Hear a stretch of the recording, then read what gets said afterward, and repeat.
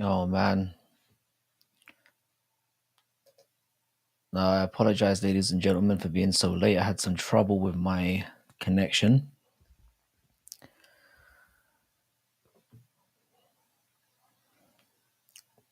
Hopefully, everyone's still here. How are we all doing tonight?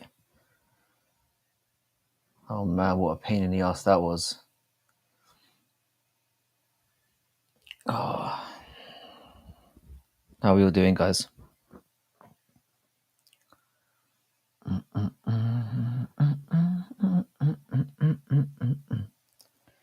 45 minutes late. Jesus Christ. That is not good. Let me turn the brightness up a little bit. Yo, Mo, how you doing, bro? Not much, man. Been struggling to get on the last 45 minutes. My connection went dead at about midnight. Don't know what was going on. How we doing? You enjoyed last night's card? Sorry to everyone who was waiting around. And appreciation to everyone who did stick around. Yeah, that was a pain in the ass. How we all doing?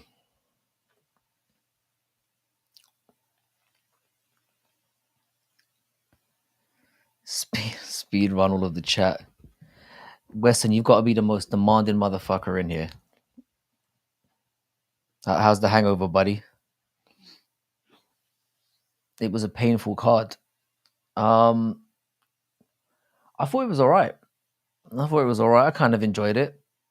Like by the time it got to by the time we got 3 fights into the prelims, I was like, this is better than 302. So I'll take it. Do you know what I mean? It wasn't that bad. But I'm a bit worried about next week's card. It looks fucking awful. But no, all in all, I mean we had some redemption stories going on. We had some KOs. I thought the main event kind of left a sour taste in everyone's mouth. And we can talk about that stoppage if you'd like to start off with that. But I thought all in all it was a decent card. You know, I'm not too disappointed. There were a few very disappointing performances as well, which I wasn't too it says a lot that it was a women's MMA fight of all things that pissed me off the most. So now all in all I thought it was a good card. How's everyone doing though? Nice to hear you're doing great, Roa.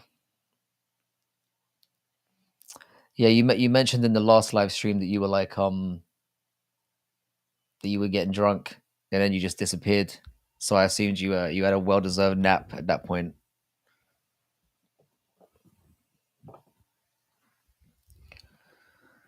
Yeah, it wasn't the best card I've ever seen, obviously, but compared to what we got at 302 and considering what I was expecting, I thought it was a decent card. I was pretty happy with it. The judging, though, again, oh my god, the judging. That was 2 nights ago. Yeah, but we're in our late 30s, and for me especially, I'm in my very late 30s. And if I get a good one on, it can take me a week to recover. So you know, just speaking as an experienced person, the recovery time just ain't there anymore. What the fuck is going through Herzog's head? Man, do you know what? Yeah, I don't understand it. I don't understand that stoppage at all. I mean, I do think that Imavov was on his way to winning, but that's not really the point. How many times have we seen in the past where somebody's getting, they're not exactly winning, but they turn it around? Cannonier was not out of that fight. I'm feeling, bro, I can't lie. I'm feeling more fucked from staying up from that card. The thing is, yeah, that this doesn't usually happen to me, but I was watching the prelims and I started getting sleepy, and I did feel this. I ended up missing like 2 or 3 fights at the beginning of the main card, and I had to go back and watch from there. Which actually, I'm starting to think here that when these lower end cards are on, I might just watch them in the morning, because I ended up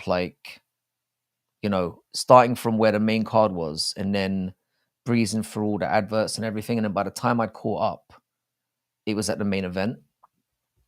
So I ended up watching like the entire main card back to back to back. And it got me thinking that I might have to start doing that, especially when I'm not doing lives. But the problem is that I'm so active on Twitter, and I get people messaging me all the time that if something like absolutely outrageous happens, I'm bound to get like shit spoiled for me before I've had a chance to watch it. So, and I'm not very disciplined at staying off my phone. So we'll see, but it definitely opened my eyes to the possibility of maybe doing things a little bit different. I'll say that. But no, Herzog, it's weird for him as well because I've seen fights of his in the past where he's kind of been known as a referee who's inclined to kind of let things go a little bit more. So to do a total, I don't know what he saw. Like maybe he saw something in there. There was something about the way that Cannonier looked, and he's an old boy. Let's be honest. So there was probably something about the way he reacted to that shot that made Herzog think, "Oh man, he's fucking cooked here. We better get him out of there." It's still no excuse though. Like everything that I've seen about it and every opinion I've seen about it since would suggest to me that the stoppage was way too early.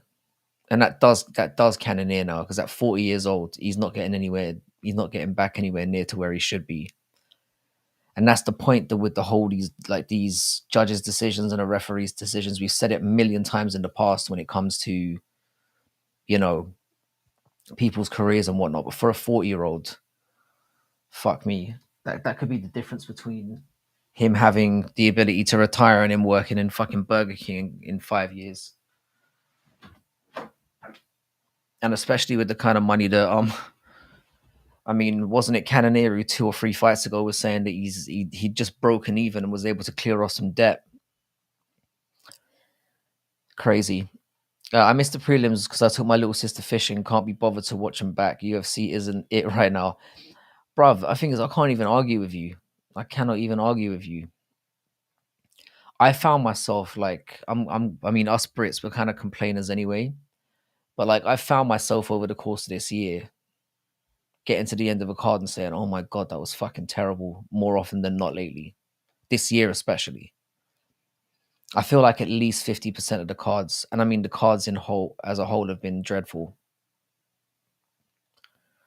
So, but then having said that, I mean, like I said, we have had some cards that have like over delivered, and some cards that really needed to deliver and kind of did. So I'll sit on the fence a little bit here and say this year's been a bit of a mixed bag. It's been a mixed bag for sure. So same, man. It's because I'm also staying up for them, and that's the issue that we have as UK fans. Like I said, man, I got to like 1 o'clock in the morning, and even though the card wasn't that bad, I had no incentive to. I just let myself go to sleep, which has happened very, very few times. Like usually, I slug it through. I've missed one card live, in 10 years, and then with this one, I just let myself have a nap in the middle of it because I was like, "Fuck this, man! I'm too tired to be bothered." Yeah, we've got a few British people turning up here. Like Weston, after you left, we had another really cool dude pitch up who was actually from Birmingham and he was living in Japan. Like it's crazy. It's crazy some of the we've got such a mix of people from all over now, which is great, you know. But he was obviously talking about the fact that his cards usually start at about 6 o'clock in the morning. Which I don't know about you, Weston, if you'd prefer that personally. Like when I was living on that side of the world, the cards used to start at 6 o'clock, obviously as well. But I'd be at work, so it would be like a problem in its own way. Like because I'd have to kind of sneak watch it on my desk, or which I did pretty much 90% of the time anyway. But it always felt like I was on the verge of getting caught. Um, I don't know if you like that kind of thrill. If that's what's good for you, then I get that side of it. But yeah, I think us fans in Europe, especially, we have it the roughest. We definitely have it the roughest in terms of start times. Yeah, I think it does have that benefit. I think it does have that benefit. And I've said that I was mentioning this last week. I'm thinking, yeah, that I might experiment with like different times. So I might try and jump on at 6 p.m. my time and see how that works out. Because I've only gone live like a handful of times. It's less than 10. And in terms of live stuff like this where I've just jumped on to talk bullshit, it's less than 5. So I'm just gonna have to like experiment a little bit and see how it goes. But I figured for the Sunday one, I try and get on like late night my time and see who's around. But like I said, I was pleasantly surprised. I was panicking a little bit because obviously my internet connection cut out at about midnight my time, and I've been doing. I'm kind of wary now, hoping it doesn't cut off again. But like I've been trying everything out to get it back on, and then fortunately made it on here because that would have been pretty fucking embarrassing. But yeah, there's definitely going to be some experimenting going on because I've looked at the likes of, I mean, like Ronan for example. Um, he usually goes on, I think, afternoon his time, which is morning my time, and he's doing really well. Um, Obviously, Dougie's kind of on different times. Sometimes he goes on when he's at work, so he's usually consistently on in the morning his time, but then he'll come on in the evening certain times his time as well. So there's a good variation from him. So I just got to try and work it out what's best for everyone, because that's the one downside to having different people come on from all over the world. It's like you'll get messages then in the morning being like, "Oh man, I missed it," and it's very hard to cater for everyone. So I'd have to pretty much do 24-hour live streams to accommodate everyone. Maybe that might be something to do in the future.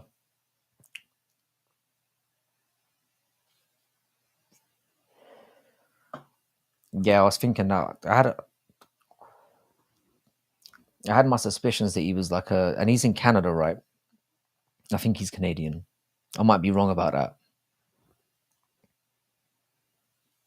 So like I'm assuming he's on like, and you're a moderator there as well, aren't you? I don't know anyone who has as many moderator roles as you do. It's crazy.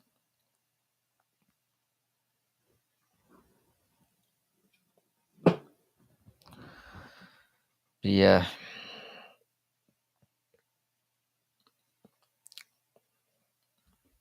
it was an all right card. It was an all right card, and at least it gets things moving in the it gets things moving certainly in the middleweight division. Yeah, you're a mod there. I thought you were. Yeah, so that eliminates old Jared from contention, unfortunately for him. And Herzog has just fucking killed his career single handedly. And you see, because the UFC doesn't really like Jared that much as well, it's not like they're going to be like, "Oh well, he got screwed. We'll give him another opportunity." It's not going to be like that. It very much. This is where it comes down to convenience for the UFC and who they like and who they don't like. Well, for Nasruddin, he's going to be fourth now. He's going to be fourth now. A lot of people have been clamoring for the Sean Strickland rematch. If we will know if the UFC really hates him, if they really hate Sean, if they put him in with Imavov again, because he's probably going to be clamoring for that rematch. I mean, what I can probably see happening for Imavov is he will probably get the loser of Whitaker, and he'll probably get the loser of Whitaker and Chimaev, especially if it's Whitaker. I can see him getting Whitaker. And then kind of hopefully using Whitaker as a stepping stone to get Imavov thrust in there as well. It wouldn't shock me if they did the Sean Strickland rematch either. I thought Herzog was one of the better referees as well. Like, it's the thing is though, in this game, yeah, they're always going to make mistakes. I mean, they've got some very good refs. I mean, Herb Dean, whether you like him or not, is a good ref, but he's made so many high profile mistakes. It's crazy. I mean, wasn't he the one? Wasn't Herb Dean the one in charge when they had the Ben Askren, Robbie Lawler fuck up? When Ben Askren had him in that bulldog choke and then stopped the fight. I'm pretty sure Herb Dean was in charge of that one. But Herzog hasn't really had any high profile mistakes up to now. This is his first one. The thing is, yeah, I'll be honest. When it comes to refereeing stoppages, don't get me wrong, that was a terrible stoppage. But speaking like objectively, I would rather they stop it too early than too late, because it's going to put a really dark mark on the sport when one day a fighter gets hit or clipped and they're out on their feet and the referee allows it to continue, and we end up with like a fatality or like some long-term brain damage or something. Because then I'd rather see a ref take the flak for stopping it too early than stopping it too late. And for all the anger towards it, Jared did look pretty hurt. There was no drop, well, he didn't get knocked down, but he looked kind of on ice skates a bit. So it wasn't. There's no questioning that it was an early stoppage, but it wasn't the worst one I've seen. Not by a long shot. Not by a long shot. So it wasn't great, and I'm kind of lucky that night because I did have a parlay on, but the one that I had with Cannoneer in it had already been fucking ruined by that. By what's her face, that sluggish bitch. You couldn't you outgassed Amora. That's the thing. He had his guard up. I'm not saying it wasn't a terrible stoppage, because it was a terrible, terrible stoppage, and he still had his guard up. He was still defending himself. It was one shot. That's what I'm saying. I'm thinking maybe that he saw something that we didn't. Possibly his eyes rolling back. What stoppage was worse? Oh, how you doing? How you doing? How you doing, CJ? You're right. Good to have you here. This was kind of the point that I was getting at. Sorry for being late as well, just in case you just turned up, because I saw you dropped had a few connection issues. What was worse between the Ben Askren one and the Ben Askren one? I would say the Herzog one was worse, because the thing about the Ben Askren one, I put that as much on Lawler as I do on everyone else. Like, Lawler let his arm drop, so he has some culpability for that as well, and a lot of people won't admit that because it's Robbie Lawler.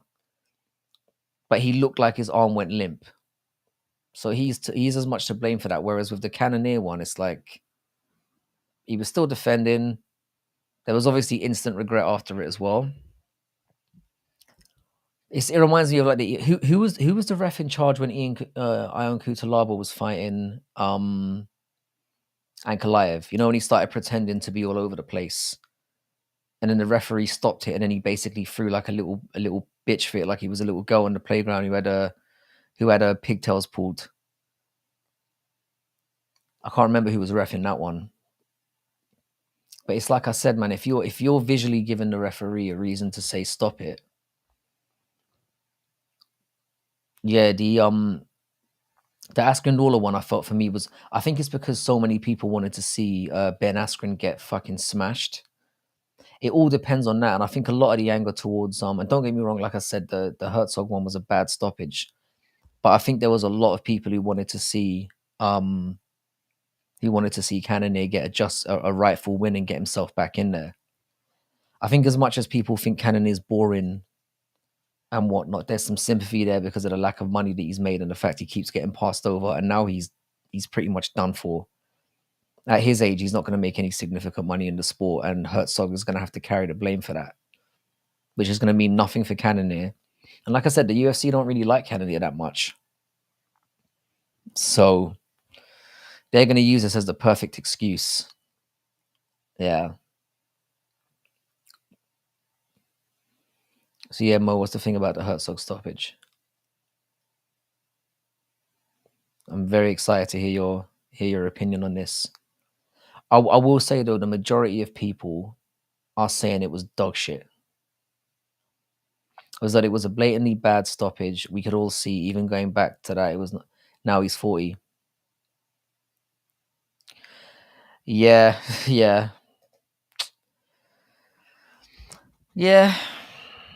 That's a really good point. And thanks for stopping by. I don't know if you want to be called Franklin or Kramer. Nice to see you here as well, brother. Thanks for pitching up. Now he's going to be a journeyman, 100%. Yeah, it's like we said though. I mean, honestly, looking back at it, I completely get that perspective of it. They should have just let him go out on his shield because I think Jared would have wanted that as well. And I think they need to. I think they need to say that. I think they need to clarify that in the locker room. I think a discussion should be had with the rest beforehand where you say, look, like, what's the situation here? But that's the thing. No fighter's going to say, oh, if you see me looking a little bit fucked up, stop the fight. They're all going to say, no, I want to go out cold. So it's a difficult one. I honestly wouldn't mind seeing the rematch. It was a good fight. I wasn't overly allured by it. I'll be honest. Like there was a lot of clinching going on. Cannonier was being a boring fuck. Let's be honest. But he's inclined to do that from time to time. Um, they could do it again. I don't think they will. You know, with Amavov's what? He's only 30, or maybe even less than. He might be 29, 30. You know, there's no harm in having another contender in there in middleweight right now. I mean, it's already a clusterfuck. We might as well make it worse. And it's going to be given demons and up and coming fighters. The thing is, yeah, I don't know what a Cannonier. The thing is, I'm kind of split on this because obviously, like, it's unfair for Cannonier at his age. You want him to try and make as much money and to get a shot that he deserves. I get that. But him winning is not the most exciting thing for the division. I actually think you can put Imavov into more exciting fights at the top than you can with Cannonier. Because Imavov does have a very exciting style. But, you know, he does have a few losses on his record, so it's all a bit. He's probably 2 or 3 away from getting anywhere near a belt as well, despite the fact he's going to be ranked 4th, which feels weird. But this is just the state that middleweight's in now. It's all over the place. It's just that this is never ever going to stop happening in the sport. And as bad as the stoppage was, I'm always going to maintain that it's better that it stopped early than stopped too late. I'll go for that always. The thing is with Amavov is very beatable. He's shown that. But the thing is, the kind of skill set that he has, at the very least, you can put him in exciting fights. And Imavov's got the kind of capability where he will be able to. Imavov could effectively win or lose to anyone at the top. Like if you put Imavov in there with Dricus, for example, and let's say they had a title fight, nobody would be shocked if Imavov chinned him. Nobody would be like, "Oh my god, this is the like shock of the century." Because while Imavov does have some losses on his career, he's more than capable of putting guys to bed as well. That sounded a bit more. That didn't sound the way that I didn't mean it like that, or maybe I did. He is French, but like I said, it wouldn't shock anyone. Is it Cannonballs versus Costa next? This is again, this again wouldn't surprise me. I personally, if I was Costa, I wouldn't take that fight because that would definitely be another L, and then he'd be looking at getting bounced out himself. As popular as he is, that would be what? How many losses in a row for Costa? I don't know if it would be a load of losses in a row. Let's see. Paulo Costa. I know he's won one in like 6 or something. So let's see Paulo Costa's record.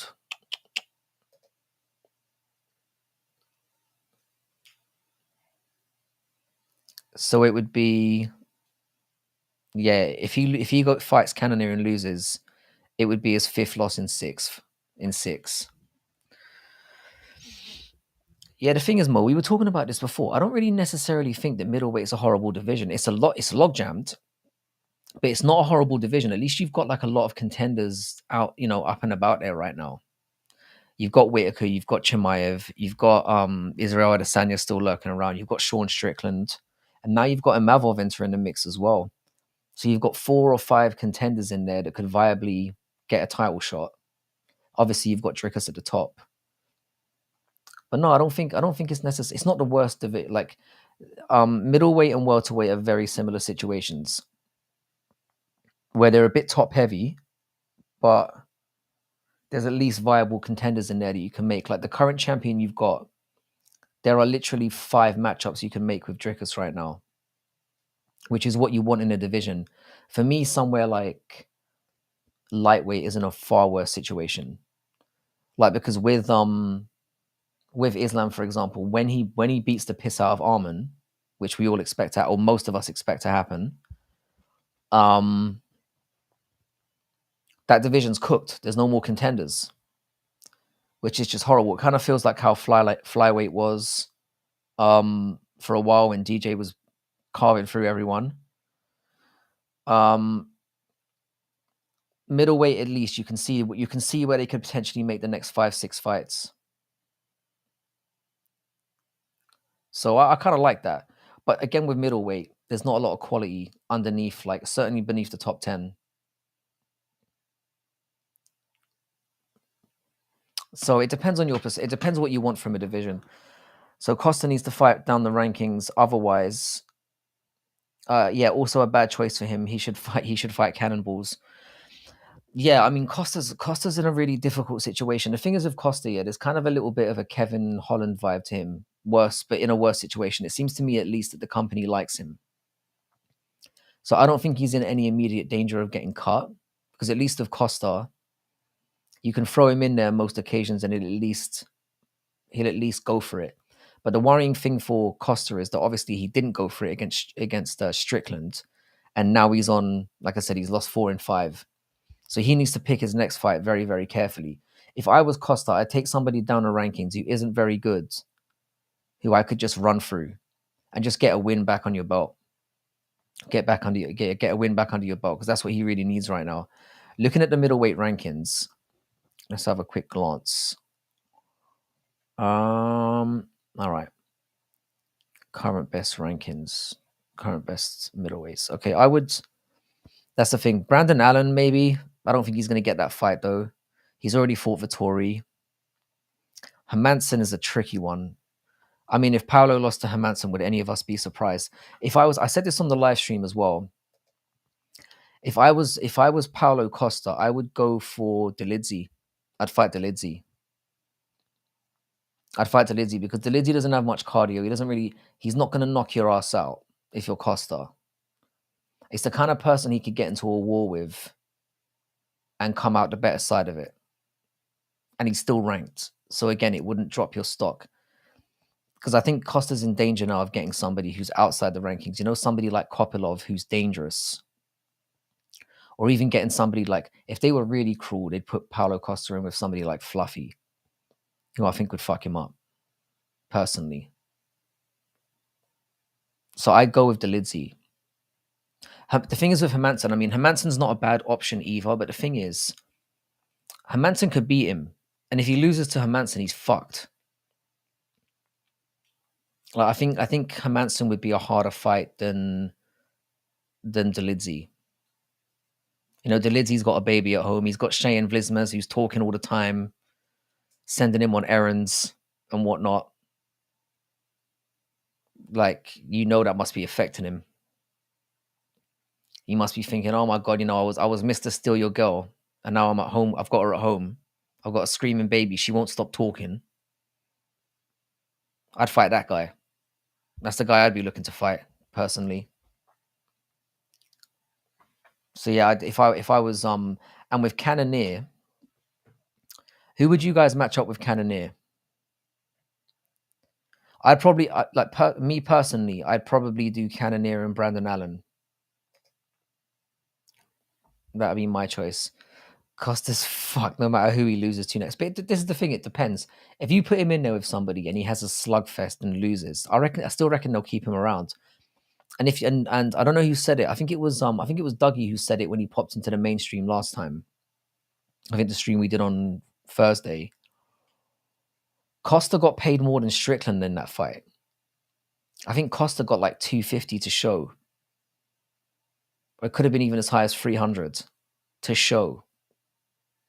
So if I was Costa, he knows he's probably as far away from this fight against Sean Strickland. He's going to live to regret this for the rest of his career, because this was a chance. If he could have done something with it, he could have gone from a losing streak to being back in the title picture, and now he's further away from it than ever, because he's lost to pretty much everyone in the top 5. Credit to him for taking them, And credit to him for getting back in the cage again and, sorting his weight issues out and all the rest of it. But he needs to start getting some wins together or he's screwed. So yeah, I would do Roman Dolidze. I know he's looking for a fight. You could probably get that couple of months. Yeah, he got paid more. Sean Strickland got 180 to show, which is why him winning. I think it kind of shows why, and this is why I was less critical of him after the fight was over, because I was like, wow, man, he's getting 180. Of course, you're not going to take any fucking risks. Because if he loses, say he gets a bit sloppy against Costa and gets chinned. Not only does he lose his title opportunity, but he gets 180 instead of 360. So if you can just teep away for the entire night and get out of there without getting hurt, and you retain your ranking spot, you double your money. Of course, you're doing that. And a lot of people don't consider that in a fight. Like, I try to put myself in the fighter's shoes as well. So if I was Sean Strickland, I would have done the same shit, getting booed or not. It's exactly what I would have done. But yeah, Costa managed to get, because I think the UFC can see the potential in Costa. When his secret juice thing launches, he's going to make serious money off that. Because I don't know about you guys, but I'm going to be buying that shit. I'll certainly give it a try. I'm admitting to being, like, I'm in for that. Like, and the UFC are well aware that Paulo Costa is massive on social media. Like, he's got a big following. Mind you, so does Strickland. I mean, Strickland gets the clicks as well. They just don't like what he says. Whereas Costa's just more of a kind of a funny antagonist. Whereas Strickland says things that people at the top of the company don't like. So it goes to show. I thought that was crazy as well. Like, when I found out he was getting paid more, secret juice makes your hair fall out, but makes you jacket. Paolo says the N-word a lot. That's the thing though. Paolo probably got his N-word card years ago. We didn't even know about it. Because let's face it, that's another door that doesn't swing both ways. If you're cool towards the community, you can say the word as much as you want.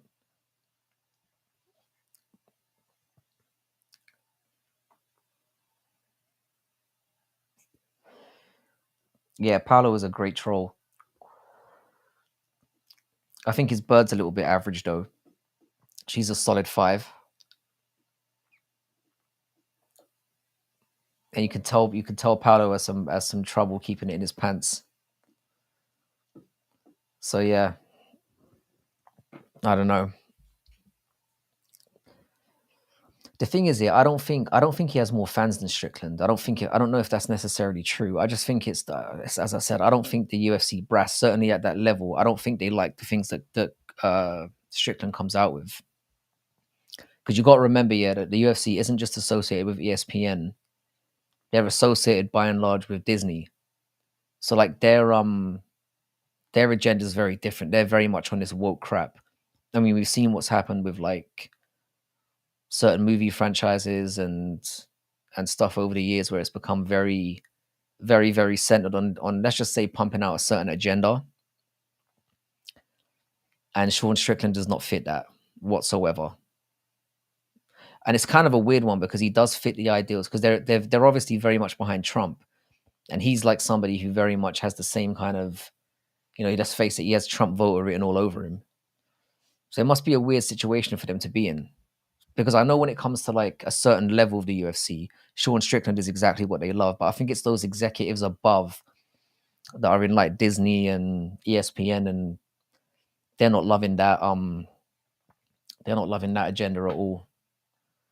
They're pushing the anti-woke agenda. I just want to check on something quickly because I just remembered that the NBA Finals is going on right now. Oh, it looks like the Dallas Mavericks are doing a little bit better. I'm stopping in on that. I actually have a video about that coming out tomorrow. The situation with Disney, and we talked about the direction that the UFC is going to go in regarding ESPN and the streaming stuff. I think there's a very strong possibility that they stay with ESPN because it looks like ESPN are going to change the model slightly and have like a I talked about this with Antoine, and the video is going to come out tomorrow. It's essentially what ESPN are proposing is doing away with the pay-per-view model and doing like a subscription model where you have like your ESPN Plus membership and then you pay an additional $10, $15 a month and you just get everything from the UFC flat out, which I think everybody in America certainly would be happy about. Because obviously they'd rather subscribe to something month long than be paying. I mean, I don't know how many of us on here are paying $85 for a pay-per-view. I imagine nobody is. But that's the point. I think if they went back with ESPN and they did the streaming model instead rather than the pay-per-view model, a great big portion of those fans that you have that aren't paying for the pay-per-view would say, do you know what? I'm willing to pay $10, $15 a month extra on my ESPN subscription to make sure that I get a good stream every week, which you're not guaranteed to get from ESPN anyway. But and this is what we were. This is what I was just kind of getting at there. Like the ESPN streaming side of things, they would have to significantly improve their service to get people over. Weston, you're a saint if you pay, because I imagine you're and we talk about this in the video as well. Who uses the ESPN app? Nice to see you. Is it Matua? Who uses the ESPN app? The thing is, yeah, I'm in England, and I have the ESPN app on my phone to get like news updates and shit like that. I don't use it to live stream because obviously we have Discovery Plus here, so Discovery Plus costs us in a region of about $30 a month, and we get everything. I find in America, most people use ESPN because it is from what I understand, in terms of sports in general, it is the go-to. It is the go-to. But I've also heard as much as saying like I said, the live streaming is fucking terrible. It's constantly buffering and all that. I mostly use my PC for streaming. I'm in New York. Do you pay for ESPN Plus or whatever it is? Because I imagine if you're in America, that's basically your option. You either pay for ESPN or you're doing illegal streaming. That's basically your option. Whereas here we've got Discovery Plus, which is relatively good. You do pay for ESPN Plus. But do you pay for your pay-per-views as well? Or do you just, because $85 is crazy. Like I'm saying, I don't mind the I'm part of the bundle Hulu, Disney, and ESPN Plus. This is what I'm saying. The amount of money illegal all the way. But that's what I'm saying. A lot of people here the weird thing is here. I'm gonna be honest with you. I shouldn't say this live on stream, but I do have one of those Amazon Fire Sticks that's what do they call it? It's like jailbroken or whatever. But I don't use it to watch UFC. I pay for a Discovery Plus app. Because we're obviously live streaming a lot of the time, I can't depend on illegal streaming to watch UFC live. Like if I'm doing a live stream, for example, and it gets taken down or it's buffering, and then suddenly I'm watching the main event and it jumps back to an early prelim fight, it's not a good look. So I'd rather and like I said, because it's $30 a month, it's worth it for me. ESPN's usually good as long as I don't pause, rewind, fast forward. And this is the thing, yes, like I've noticed this. It kind of depends how you use it and where you are as well. But the thing is, yeah, if you're paying for a service, it should be 100% functional. Like with Disney with Discovery Plus, which is what we use here. It used to be BT Sports, but they got sold to TNT. So we use the Discovery app through them. And I've never had any problems with it. The stream's always perfect. You can literally go back and watch and replay them instantly, which I know you can do on ESPN as well. But I've never had an issue with like buffering or the stream not working or anything like that. So for me, it's worth paying the 30 a month. Definitely. So yeah, to answer your question, Weston, I think that UFC will be dealing with Disney. Because, and again, it's going to be very interesting to see how this.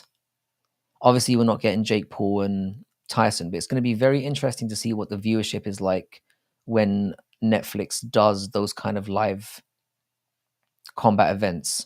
Because if it turns out to be huge, then it might give the UFC some food for thought to say, "Do you know what, we might as well go and do it with them." And Netflix's streaming service is known to be one of the better ones in terms of you don't get as much interruption or difficulties, because they're obviously one of the biggest platforms for that on the planet. And again, you're opening yourself up to an entire market, not just the American market, which is obviously what the UFC wants. So if you rewind the ESPN app, it will start the whole damn stream over trash. See, that would piss me off. That would piss me off. So yeah, if you're going to be paying, and especially now, if you're paying fucking $85 and it does that shit, nah. So there's issues. I mean, ESPN obviously need to sort their shit out.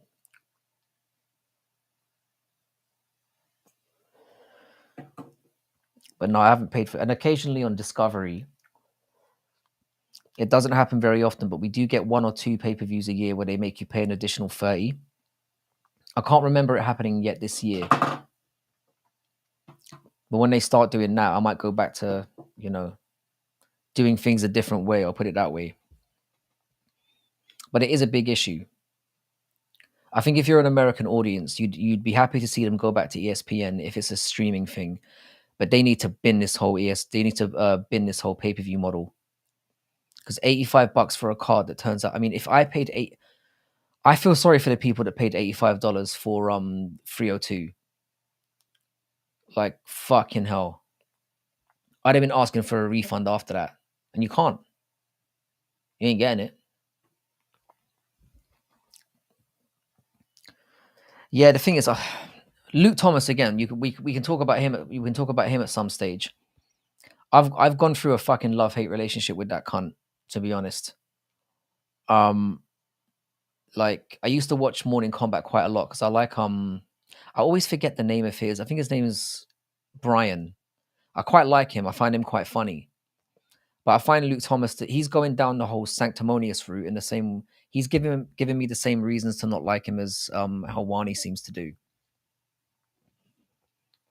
Just he seems to be very smug and sort of, and he's very very negative towards the UFC fan base as well. He seems to think he's better than people. Brian Campbell, that's the guy. I like Brian Campbell, and I quite like that Brian Campbell manages to piss him off 7 or 8 times during a stream as well. You can tell that Luke Thomas finds him quite annoying. So I do like Brian Campbell.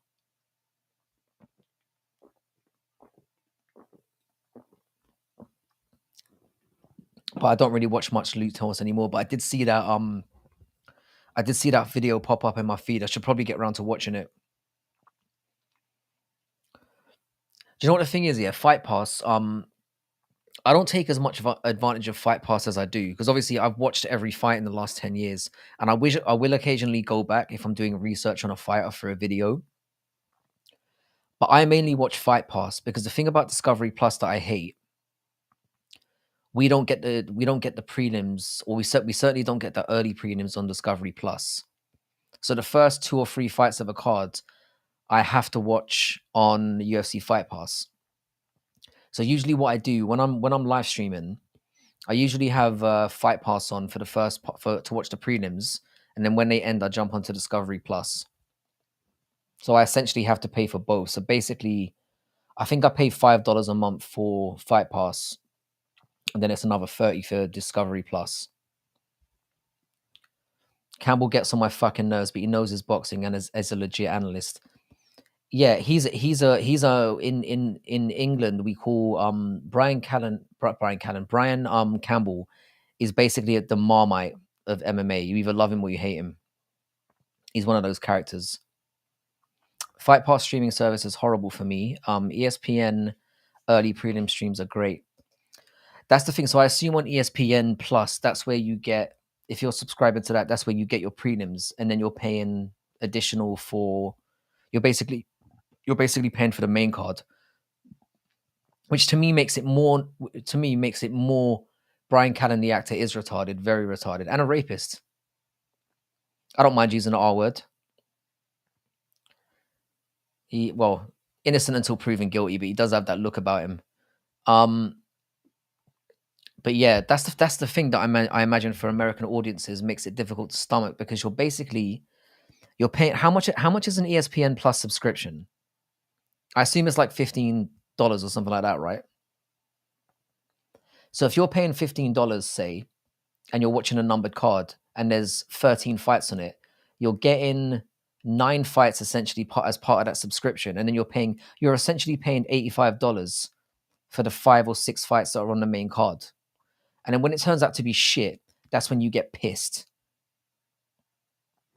Have a good one, Mo. I know it's like 2 o'clock in the morning for you, so well done for turning up at all, mate. I appreciate it. I hate that ESPN shows ads between the rounds for prelims. I didn't know they did that. I did not know they did that. That would piss me off as well. Because they don't. I'll tell you what, they don't do that on Discovery Plus. It's nice to be able to hear what's going on in the corners, because it can affect what's going on in the fight. So, as we've seen in the past, so you want to be able to see what's going on, what adjustments they're told to make, and what adjustments they do make, because it helps us to formulate an idea of how retarded the fighters are, whether they take that advice or not. And sometimes they might say a little thing in the corner like, "Oh, my leg's fucked," and if you've got a parlay on, might be time to cash out. So if you're getting an advert in the middle of that, that could ruin your experience. ESPN annual subscription just went up to, I think, $120 a year. Yeah, that's madness. That's madness. Like I said, if it was a case of, I think that's what they're going to do. I think they're going to make it I think they're going to make it like a separate subscription where, like, you basically pay $15 a month for like the entire UFC event, like all of them.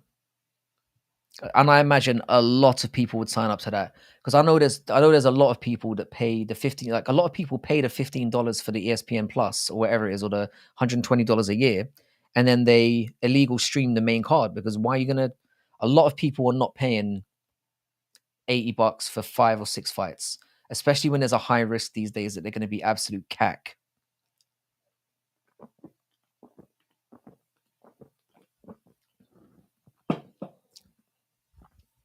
Yeah, and then to throw fucking ads in there when you're paying $80 is fucking outrageous.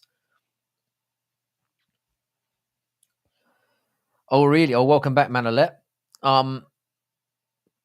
Yeah, American fans are getting fucked, and that's what I'm saying. The whole viewpoint of like, because like as UK fans, like I said, we're obviously fuming that we're gonna have to be up until the middle of the night. Like, but at the same time, if you're an American and you're paying, and you have to tune in later on in the night, that's kind of fucked up as well, because nobody else around the world is paying $80 to watch a numbered card. So it might be a little bit of a spoiler for tomorrow's video, because we do touch upon a lot of these issues. But long story short, they need to terminate the pay-per-view model. Because yes, Western, it is highway robbery and you're all getting fucked. Bruno Ferreira called out Bo Nickel for a judo versus wrestling. Hopefully they make that happen. How do you reckon that fight would go? This seems to me like a fight that would be more on where Bo Nickel's career should be going. I wouldn't mind that fight at all. Again, I don't think they want to. I still think they're going to slow roll Bo Nickel quite a bit. I reckon the Cody Brundage fight was a wake up call for them, and they're going to give him another layup. So I wouldn't mind seeing that Bruno Silva fight though. Cannonier could have won. Everyone was shorted because of the early stoppage. Yeah, I imagine that a lot of people had Cannonier on their parlays. I know I did. I mean, fortunately, my parlay had been nuked before he got round to fighting. But if he'd been the last one standing, I'd have been fucking. I'd be more angry than I am now, and I think that's a part of it as well.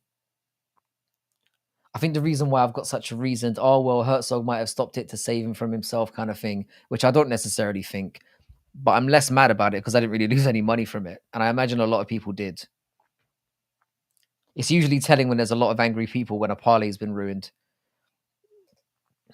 Imavov was robbed of a great highlight against a decent opponent, and Cannonier was So all in all, I agree with you. I think it's Matua. It doesn't work out well for. It's going to work out better for Imavov in the long run because even though he's not going to get a highlight, he gets the win. I mean, he's going to be number 4th now. He's going to be 4th ranked, number 4. So the thing is, in the long run, nobody's going to care about how he won. The win's going to be on his record, just like nobody really cares how Cannonier beat Sean Strickland. A win's a win at the end of the day, and in a few months from now, that W is just going to show on his record, and that's all that's going to matter.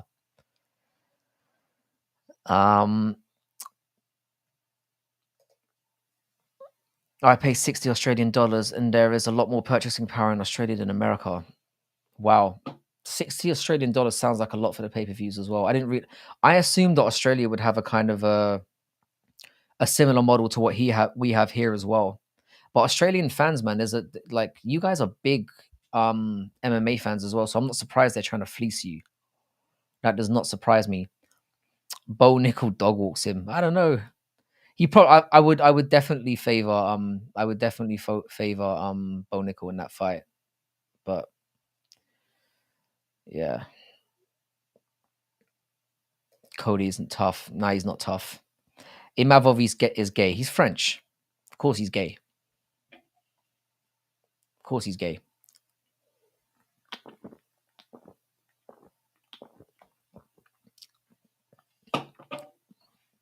So by purchasing power, do you mean that you've got more options?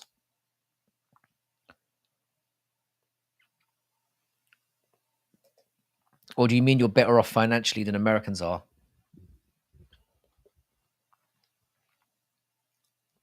I'd be interested to know what the take on that one is.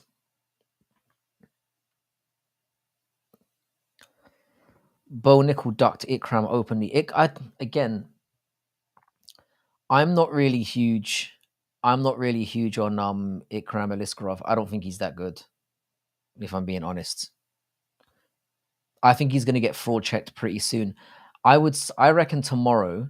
I reckon next week. I reckon he's going to win. By the way, next week's card. If you want to talk about cards being shit, next week's card is fucking awful. But at least nobody has to pay for it. I have a feeling he's going to have a tough night. I think he's going to win, but I think he's going to get fraud checked in the sense that he'll win, but he's not going to win that convincingly. I'm not sure about Ikram. If I was Bo Nickel, I probably would have taken that fight because it's a big name. If you get a win, I think Ikram's a hype job. I can see a fraud check incoming.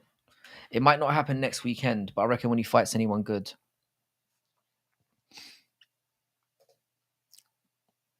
No, I'm pretty sure the UFC just exploits the shit out of the American fans compared to others. 100%.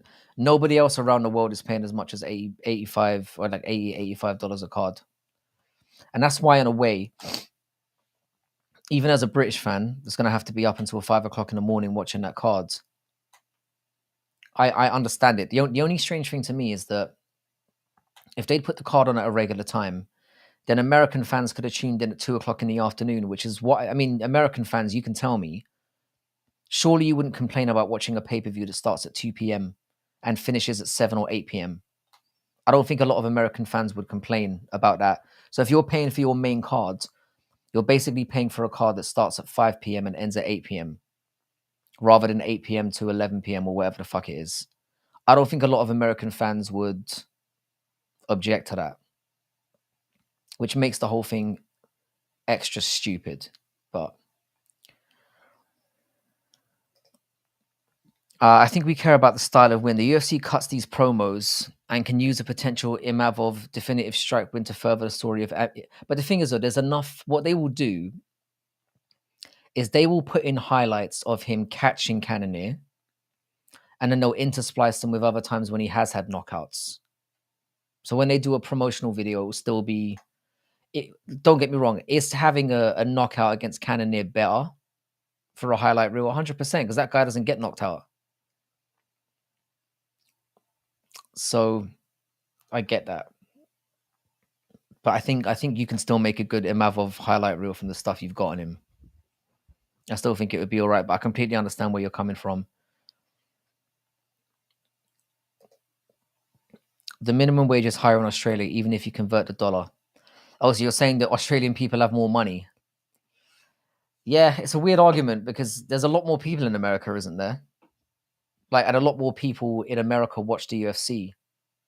But I think the issue is like it's like what we were talking about earlier. If they did a streaming model, I think they'd actually make more money because I think more people in America would pay for it.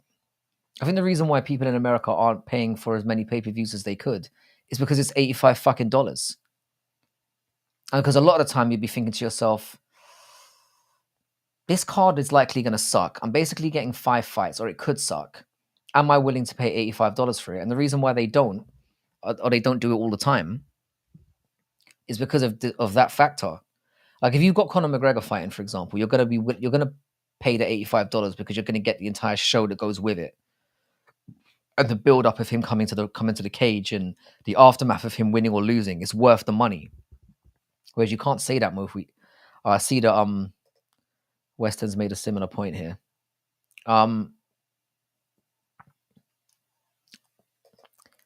But yeah, there's no doubting that MMA, American MMA fans get fucked, and that is something that actually thinking about what happened with the UFC 304 card has kind of put things into perspective for me, because I was immediately moaning about being like, what the fuck, if I go to this card live, I'm going to be in an arena until 5-6 o'clock in the morning, probably later. This is a fucking travesty. And then when I actually thought about the financial aspect of it and the fact that American fans will be paying $85 for it. But then again, like I genuinely believe that 95% of people who watch the UFC in America and all over the world don't pay for it. So the long and I'm glad that you brought this up, Weston. As far as I'm concerned, they have to make it a streaming service and make it cheaper, because I think the growth of the sport would be exponential. I think it would go through the roof. And look out for the video on that tomorrow, because we do break it down, I think, fairly extensively. We talk about what the UFC's options are and where they should go with it. So myself and Making the Walk have a good video about that coming out tomorrow.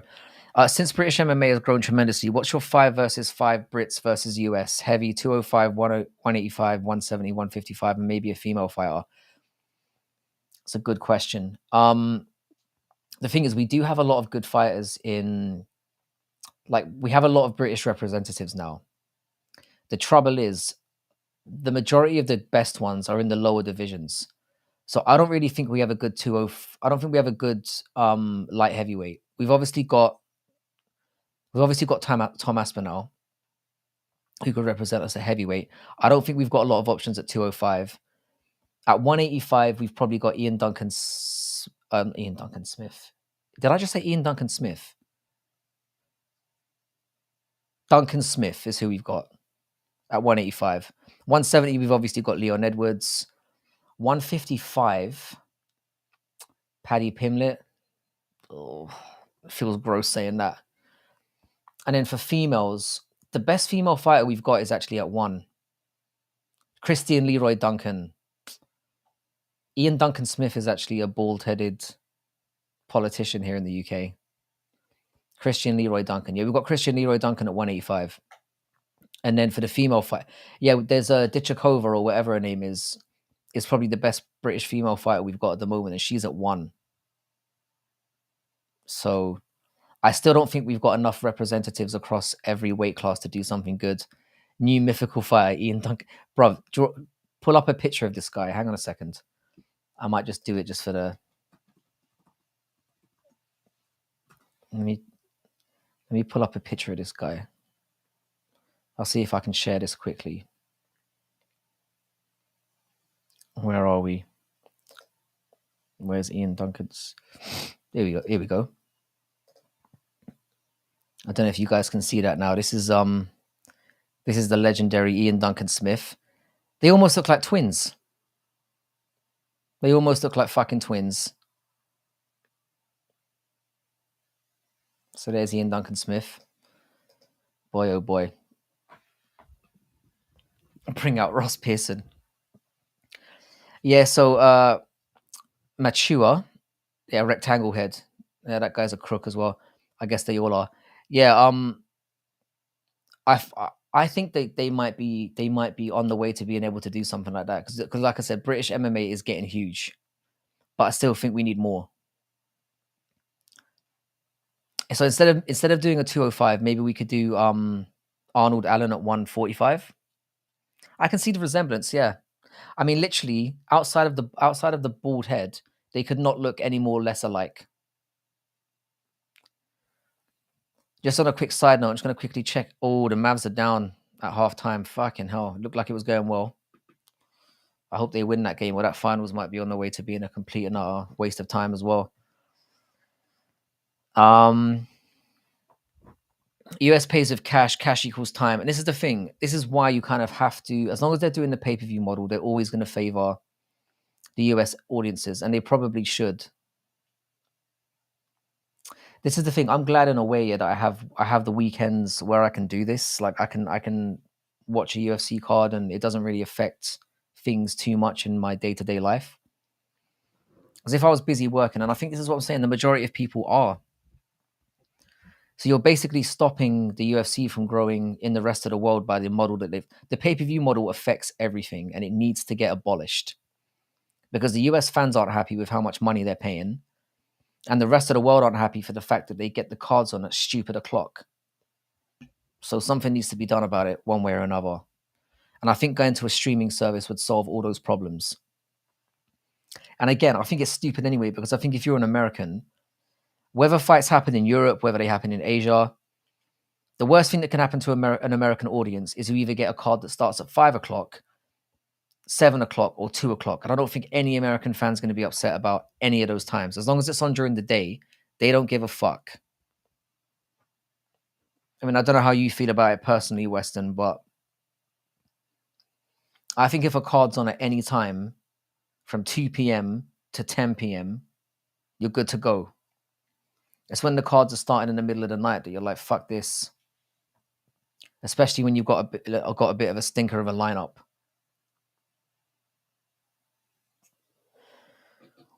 So I don't know, but I'm glad we made a video about this because there seems to be genuine upset about this. Well, when we did it as a topic, excuse me, I prefer. See, this is what I'm saying. You spoil American bastard. I have to have my pre-fight prelim nap at about 9 o'clock in the afternoon. Sorry, 9 o'clock in the evening. I get my nap from like 9 to 11 so that I can make it through to the morning. And then my Sunday morning is fucked. Nice to see you, Cheddarhead. Good to see you, brother. But yeah, there's definitely some contention here. There's a lot more anger about it than I realized on like a global scale. Because it seems to me, yeah, that every UFC fan, wherever you're from, we're united in the fact that we have something to be pissed off about. Either we're paying too much or the cards are on at stupid o'clock. There seems to be no middle ground whatsoever. Not that the UFC really gives a fuck, clearly.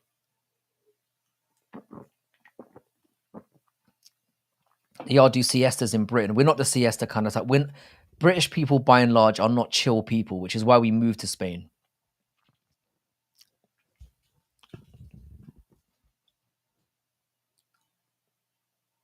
So no, we're not very chilled.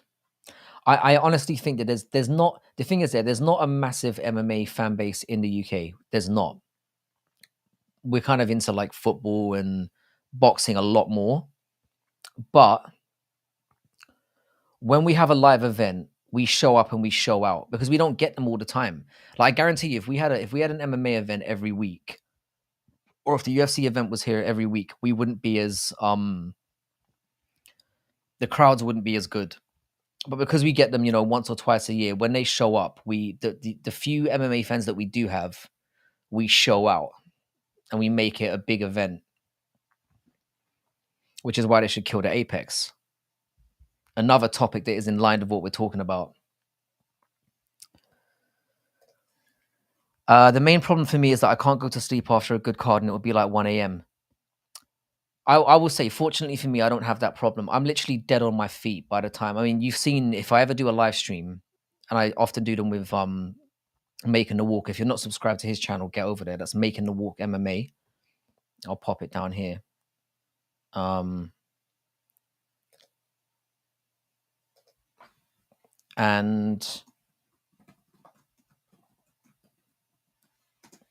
I'm very, very close to getting to 1,000 followers on Twitter as well. Not that that matters very much. So yeah, Making the Walk as well. Yeah, let's get back to the chats here. Yeah, so I'm usually the sun is usually coming up while my card is like entering the main card. Like we're getting sunrise as soon as the main card starts. And the problem with the outdoor, the reason why they don't do outdoor, because we've got some really amazing stadiums in the UK. Like we've got some massive ones. We've got some stadiums that are like 70, 80, 90,000 seat arenas. The problem is that the weather here is so unpredictable. Even in the summer, we can get like a rain outbreak at any time that they can't do it. They'd have to have and we don't have any stadiums that have like closing roofs or anything. So that's the reason why we can't take advantage of that. Because I think Leon Edwards talked about that in he's had a few like media interviews, and they were asking him like, why isn't the fight in Birmingham? And they're like, well, Birmingham only has like 12,000 seat arenas. So they said, why can't you do it in a soccer stadium or whatever? It's the weather. Our weather is unpredictably shit. Do you guys see Makayev as English or British? That's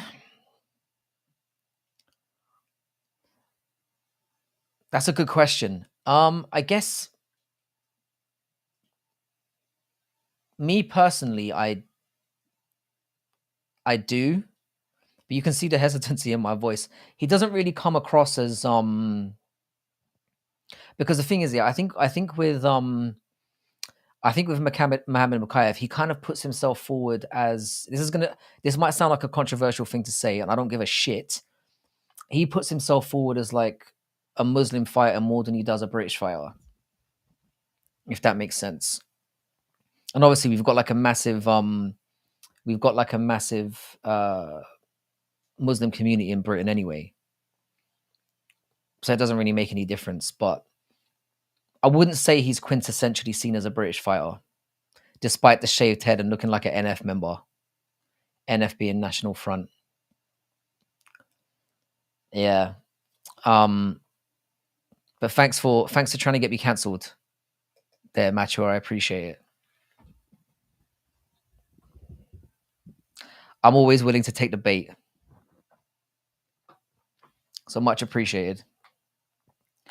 Yeah, I don't think Makayev. I think whether or not he's seen as a British fan, a British fighter or a Muslim fighter, whatever he's seen as, he's not majorly popular over here, I would say. I don't think Makayev has a very big fan base behind him anywhere, if I'm being real. I suspect that at UFC 304, I'm gonna have my Manel cap colors on for certain. I'm gonna be rooting for Manel cap. So I think the issue with Mohammed Makayev is he's fucking boring. He's horrendous to watch. So that kind of plays into it as well. And I imagine Paddy's gonna get a great back in when he's in Manchester as well, despite the fact that Mancunians hate Liverpudlians. Actually, he might get booed out of the building. If the building's full of like Man United fans, he's going to get booed out of the building because Mancunians, as in people from Manchester, hate people from Liverpool. They call them bin dippers, which I think is quite funny. Yeah.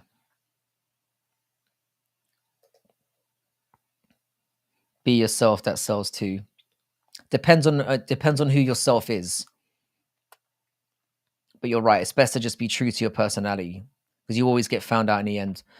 I only say a little bit of racism because being from New York, I would like to see some American fighters get after Chimaev and Dagestani fighters. Do you know what? Yeah, what I've noticed as well, maybe this is something that I'm noticing more and more recently. A bin dipper, bin, as in they raid bins for food. That's what Manchester people say about Liverpool people. Let me type it in here just so it's nice and clear. Hang on. I'm going to do it in capitals just for you. Bin dippers.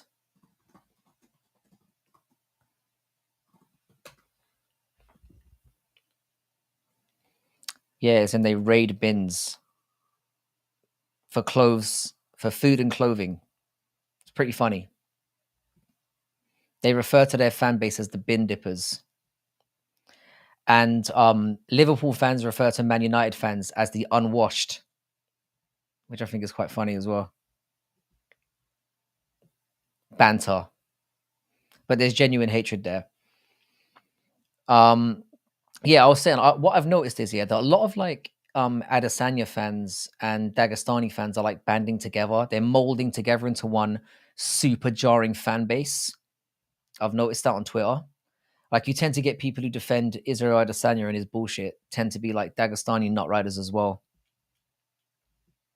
Because I know we've talked about toxic fan bases on this channel quite a bit. I find Islam Makhachev, like people, for example, say that Charles Oliveira fans are the most insufferable. Nobody compares to Islam Makhachev fans. Like I feel like I don't like Makhachev because of his fans. Yeah, the thing is with Shavkat fans is like the issue that people have with Shavkat fans is the same issue that people have with. It's like a downgraded version of Islam fans. The fan base with Shavkat fans and Islam, they go on like he's fucking Superman. Like he could like there are genuinely people online who think that Islam Makhachev could beat every champion all the way up to heavyweight. I've seen this discussion come out on Twitter quite a bit, where they're like, yeah, he'll wipe Dricus, he'll wipe Alex Pereira. Like, what the fuck are you talking about? Like, we've never seen Islam Makhachev, for example, fight somebody who is truly his size.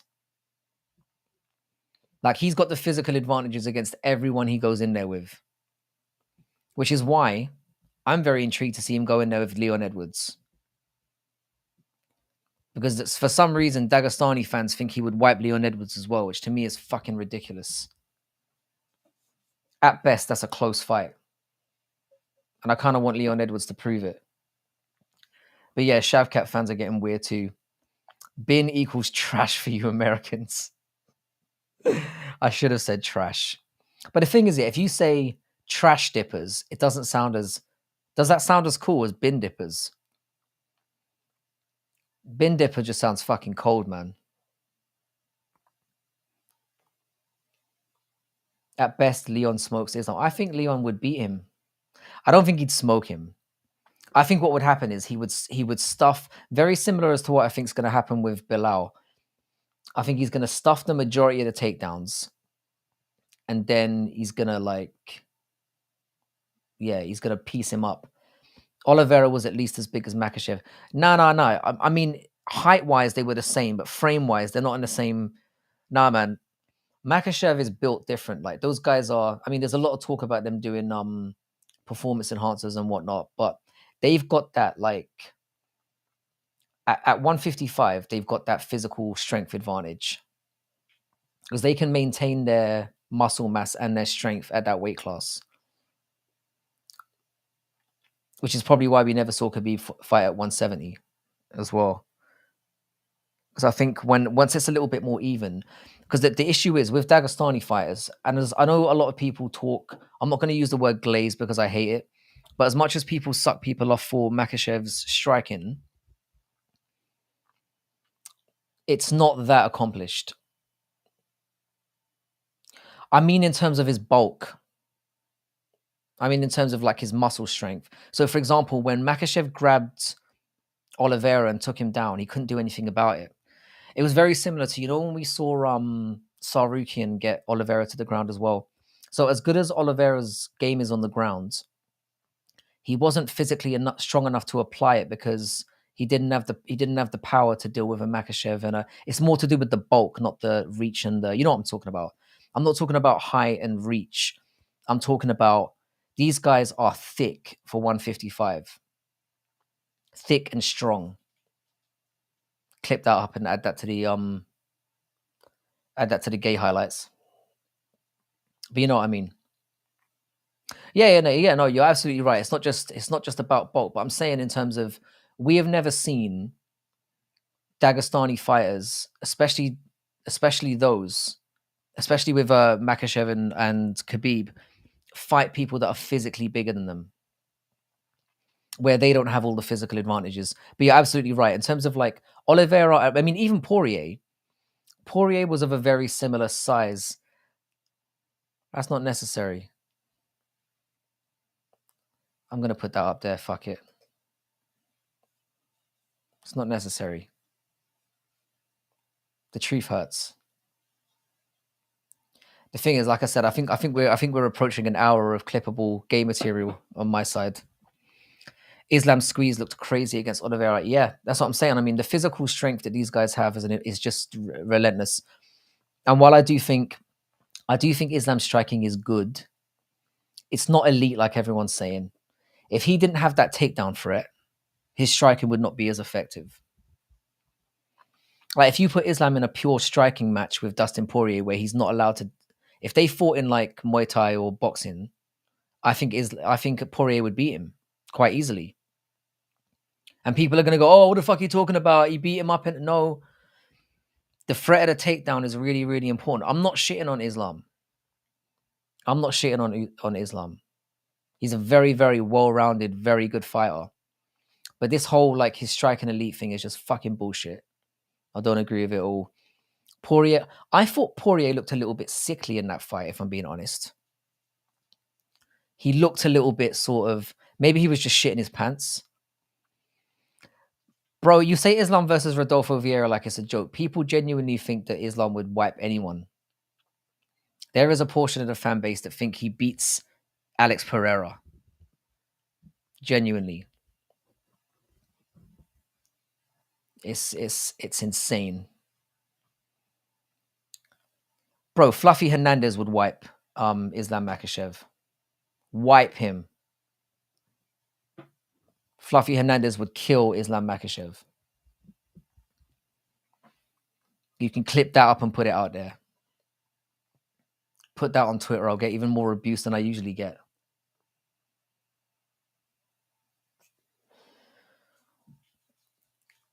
I agree with you 100%. Those of you that know MMA, they know the takedown threat means everything when it comes to like Makhachev is a way better striker than Khabib was 100%, but that's not what we're talking about. Khabib was a terrible striker, but he was so good at what he does, didn't matter.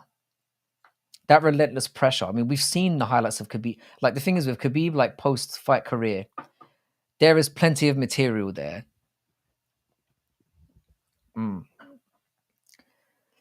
It looks like they might be doing. Let me see what's. Yeah, they're saying that I did miss that comment. They did say that it is looking like Ankalaev is going to get passed over again, which means that he turned the fight down. I reckon they went to Ankalaev and they said, right, so UFC 305, which is when? When is UFC 305? I've accidentally typed in UFC 3045. Let's fix that. When is UFC 305? What date is that? I'm going to have to go way further down the line. Hang on. Yeah, it's not even showing up here. 18th of August. Yeah, Ankalaev definitely turned that down. So we're gonna get Yuri versus Alex 2, which means Ankalaev is probably not going to get the fight because if Alex starches Yuri again, he's going to go up to heavyweight. I don't trust fights in the Middle East. There have been some dodgy, like the rehydration thing, the IV drip thing is an issue, and also you can never trust the judges. But I mean, it's more. Let's just say it doesn't. It's more in favor of Middle Eastern and Islamic fighters in that part of the world. We'll put it that way. which is where I think Corey Sandhagen's going to come unstuck. I can see Corey Sandhagen beating the shit out of Umar Nurmagomedov for 4 out of 5 rounds and losing a decision. I'm calling a Corey Sandhagen robbery loss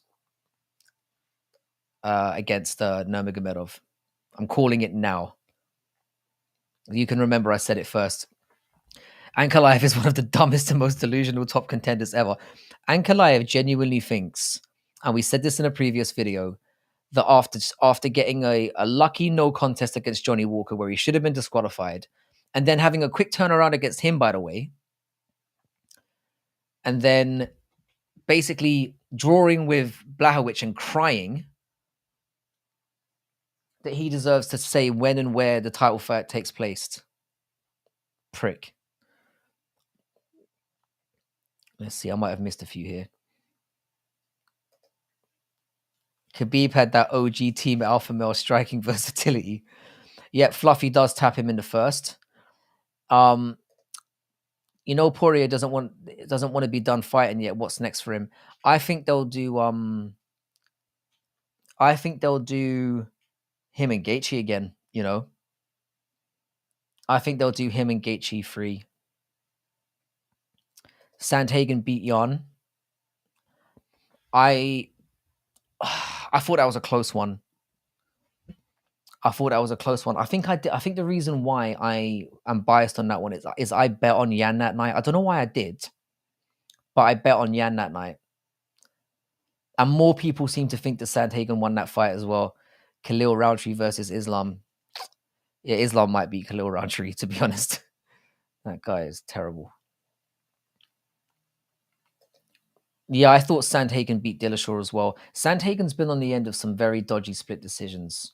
Very dodgy. And I think he's going to get robbed against Umar. Yeah, nobody wants that. I'm not saying that I want it. I'm saying that they might do it. Because like from Poirier's point of view, it's an opportunity for him to get, you know, it's a rubber match. They can sell that. They're both coming off losses. They're both kind of on the way out. And it's something you can put on a pay-per-view, and they're both guaranteed to get fight of the night. And performance bonuses for that. They both pretty much are. And I can see that being all right, who's the best out of the two of us? Settle that. Because who else would you put Poirier in there with? I think with Poirier, there's one thing I'd like to see.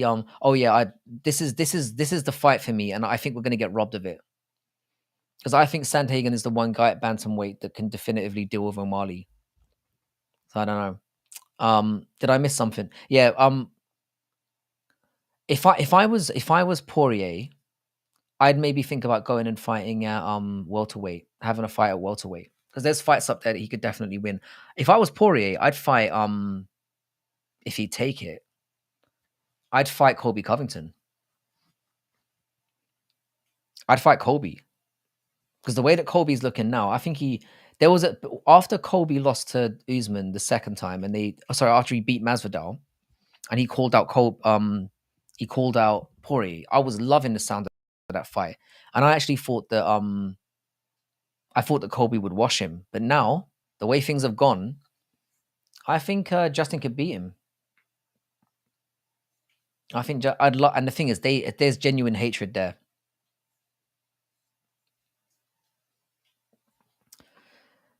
And the thing is, yeah, I mean, I hate this idea. Hang on, Kaya Sakura is about to get a top 5 band, and yeah, he's good as well.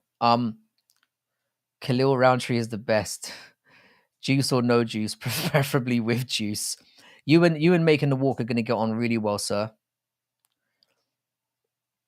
Poirier versus Colby sounds good. Sorry, I'm trying to go through these. Yeah, I like the sound of that, and I think the hatred that they have for each other is great as well. Imagine Poirier JDM for a title limiter if Shavkat gets the next title shot, though. This is the thing, Aaron. Yeah, the way that they are with Poirier. I mean, Poirier's already had 3 title shots, and 2 of them were undeserved. It wouldn't surprise me if he won one at welterweight. I wouldn't surprise, and he looked great. If he went in there against JDM or somebody and beat the brakes off them, I could see him getting a welterweight title shot. It wouldn't surprise me. But now that he's talking about retirement or he's close to it, I don't know if they're going to be inclined to give him another shot. Poirier could beat Leon's lame ass. Now you've lost me again. Leon would kill Dustin Poirier. You've gone too far yet again.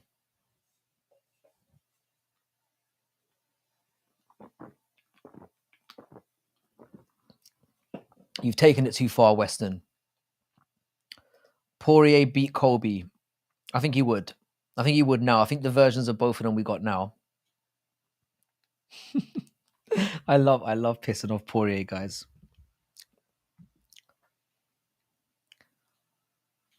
Too undeserved is maybe a bit of a stretch. If you had to fight one, I'm glad you said not a female for the deed on your house. Who do you think you could beat? I'm glad you said female, because you know what answer I was going to give immediately. Thing is, though, Juliana Pena would probably beat me. So she'd definitely beat me. Weston is a bit too biased for Americans. Do I get a gun? Yeah, what UFC fighter do we realistically think we could beat if like everything was on the line? I wouldn't fight any flyweights. Who would I fight? Who's really terrible? I'd probably fight Ryan Hall. I believe, yeah, that I could chin him. I believe that I could chin him. I mean, let's be honest. I get killed by every single UFC fighter, male or female. So you should really throw females in there to make it a bit more fair. Because to be honest, I know I look like I'm struggling to find a male fighter now. If you included females, I'd still be struggling, if I'm being honest. Of course, Ryan Hill breaks my leg, but like I feel like I'd have the best chance again. I'd pick somebody who's a really, really bad striker. That would probably be my best chance. Because then you got that chance of just, landing an elbow or something. And I do have a little bit of a judo background, so I could maybe prevent some of the I'd fight Cejudo even if I wouldn't want to give my house over to that little prick. You'd give up your house just to get a few shots in, yeah? Yeah, he is an annoying asshole. I'd probably think about it from your perspective. Who would I want to get a few shots in before I lose my house? That would probably be the best way to go. Great question, though.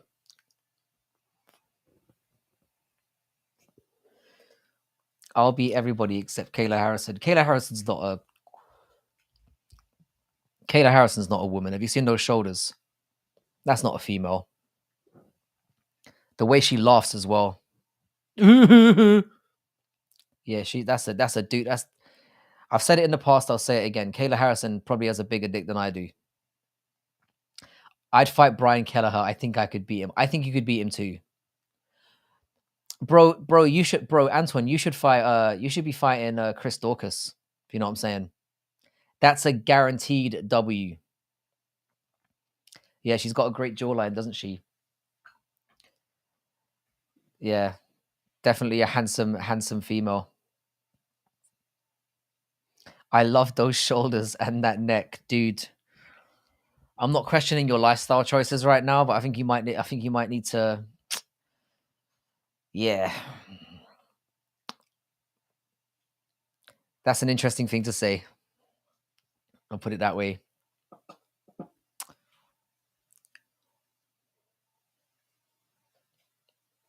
Yeah, Chris Dorcas is a guaranteed KO. What did I miss? Weston. I'd beat Cejudo, no problem. Is that the one you wanted me to get out there? You think you could beat Henry Cejudo? You're quite a big dude. I mean, you do a lot of physical activities for a living, so maybe. How tall are you, Weston? I know you badly wanted to get that out there. You could beat Cejudo, no problem. I believe you.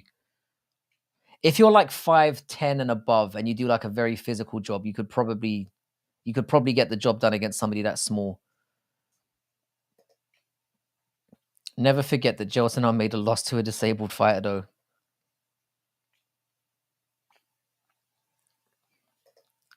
Even if it was like a make-a-wish. I remember that, actually. I'm only 5'10", but I'm jacket. You could probably have a good time against Henry Cejudo. You could probably chin him. You could probably chin that midget. Because Henry Cejudo is what, 5'4"? There's certain situations, yeah, where size is just. I mean, did anyone see what happened with that Eddie Hall versus those two? You know, Eddie Hall, the former world's strongest man from Britain. He had a handicap match against two fighters, and he literally power bombed one of them, and then while the other one was clinging on his leg, the guy he power bombed got up and ran over to him, and I thought he was dead. Absolutely chinned him out. I'd probably head kick him, yeah. So I assume you'd pick Henry Cejudo as well. I sparred a low-level UFC middleweight, and those leg kicks of shin guards left walking funny. That's the thing, yeah. If you're somebody who doesn't train, as soon as you get leg kicked, it's game. It's the leg kicks that do you in. It's the leg kicks that are a real problem. Yeah, he smashed those midgets out. It was brutal.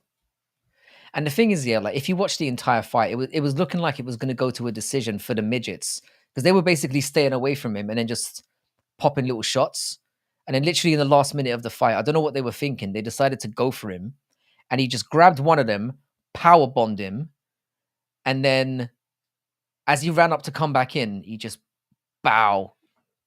I genuinely thought he was dead. Gelton versus Khalil. They could do that. I think Gelton would take him down and just sit on him though. I think Gelton would beat Khalil. What do you think about that matchup, Antoine? Gelton versus Khalil.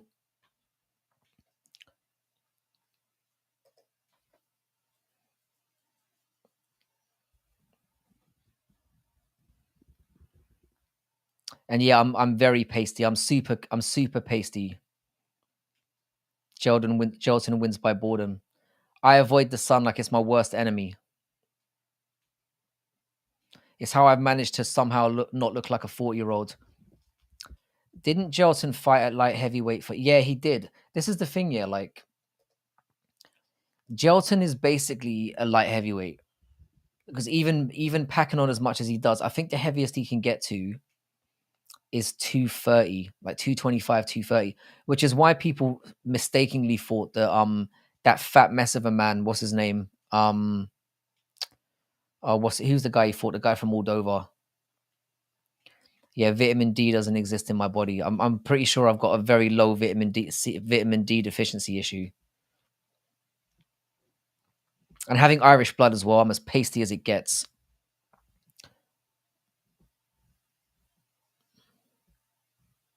Did that really happen? Did that really happen? Fat Luka Romanov. Fat Luka. Oh man, it looks like the Mavs aren't doing the job. They better come back in that. I assume you're watching that in the background as well.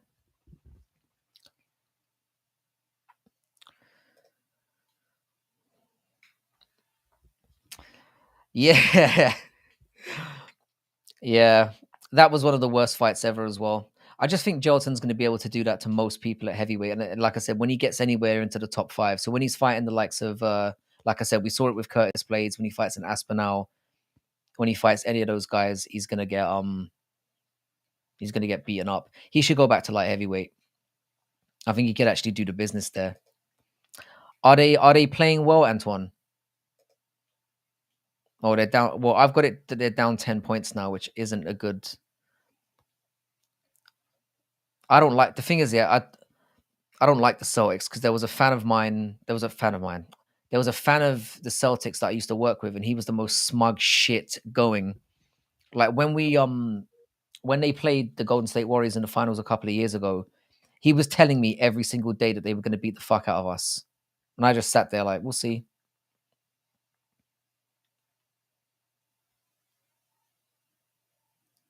That gangster lean. Man, I'm getting ribbed off today. I'm just lazy. There's nothing gangster about me. I'm just completely lazy. And also I'm kind of my microphone doesn't stretch too far as well. So it kind of forces me to lean one way. And I'm also looking at something in the background as well. No one likes Boston anything. Yeah, Boston fans are the most insufferable assholes on the planet. They just started a bag of cunts, a lot of them. But, you know, they got a very big Irish contingent, so yeah. No, it's all good, Weston. I don't mind a good ribbon. I deserve it. Um, yeah, Boston fans are insufferable, but I tend to like because of the Irish thing, you know, I have no choice but to get behind them to some extent. But I do want the Mavs to beat them, even though I don't like Kyrie. Um, I'm gonna leave that up there for a little while. I could definitely use a tan. I'm an Orlando Magic fan, and all I've known was pain. Yeah, well, it was one finals, right? You guys have had, but I mean, you guys had a pretty good run this year. I didn't watch much of the I didn't watch much of the regular season because I'm a Warriors fan, and we've just been shit. So I cancelled that MMA. The reason why I don't like Kyrie is I don't. It's not him as a basketball player. It's just all the stuff outside it. The guy is the guy is just, and also he obviously he broke my heart when we were that 72 winning team, and he nailed that free. The guy is just a bit of an oddball in my opinion. I thought the whole like I think his whole like in like not playing during the pandemic and all of that, all of the weird theories that he's got. He comes to me as somebody who's like he gets behind causes that he doesn't really understand. Is what it's more of his outside stuff that bothers me with Kyrie. But as a basketball player, handles wise, fuck me, he's one of the best. He's probably got one of the best handles of all time, if not the best. Um, yeah, against the Lakers in 2009. Yeah. Magic have had it rough. Magic have had it rough. I forgot you're from Florida as well. So yeah, that's rough. But you've got a young team. I think there could be a lot of promise for you guys going forward, assuming you don't fuck it up and make some bad trades and try and go for it too early. If you stick to what you've got and build a little bit, I think you guys could be great. You've got the cap space, and you look like a good free agency destination right now. You got a good young core. You got good coaching. You've just got to stick to it. Do what the Warriors did back when they first got like Draymond and Clay and Curry. Just keep your core together and just gradually build. Don't let anyone go, and you should be fine. Did you see the fish pic I sent you? Are you what? You sent one on Insta. I'm gonna have to check it later. I keep forgetting to sign in on Instagram here. I'm not gonna let you bully me like you did last time. So I'll check the fish pic, which was very hard to say. Um, after I finish the stream.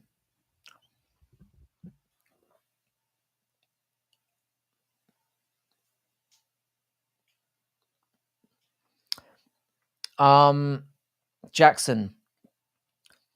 I think Jackson took us as far as he could go. I think without him, we obviously wouldn't have been where we got to, but we needed somebody else to come in to take us over the edge. Because there was something missing in like we were great defensively, and we had tenacity in the team, and you could see we were going in the right direction. But I think personality wise, he was rubbing players up the wrong way, and I think bringing in Kerr and moving to that to that spacing offense is what made us different. What took us to the next level. He was a magnificent stepping stone. I'm surprised the guy didn't. There's a reason though why the guy didn't get another coaching gig after that. It's because he's known to be a bit of a wanker. Good old British word there.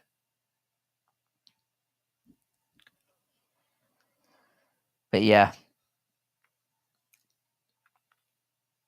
magnificent stepping stone. This is going to be the advantage of bad basketball math. This is going to be like a feature of what we do on the Frankie and Jack's channel when we get that up and running really soon. We're just going to be talking about other stuff, not just MMA. But yeah, Yeah, hard to work with. A bit of an asshole, apparently, is the general consensus, that he was kind of, you know, just a difficult person to work with. And also, yeah, I can't stand that fucker on commentary. I think as an analyst as well, he really jars me out. I find him so annoying. I can't stand listening to him. There's certain guys in American sports that I just cannot. I mean, the commentating over here is terrible, but in America, man, you guys have got some cheesy, annoying fuckers as well. They just say the same things over and over. It's like with what's his name? That Stephen A. Smith. Every time I tune into a segment regarding that guy, he's always calling Steph Curry the greatest shooter God ever created, and he says it in every fucking broadcast. And then he follows it up with the most ridiculously horrible take on whatever it is he's talking about. Man, that cunt pisses me off. And then they had that video of him the other day walking into the NBA finals like he was getting ready to fucking shoot some hoops in there. Yeah, the guy's a bellend. Anyway, I'm getting way off topic. Weston, is there anything MMA wise you want to talk about? You can veer the conversation back on track if you got something MMA wise to talk about.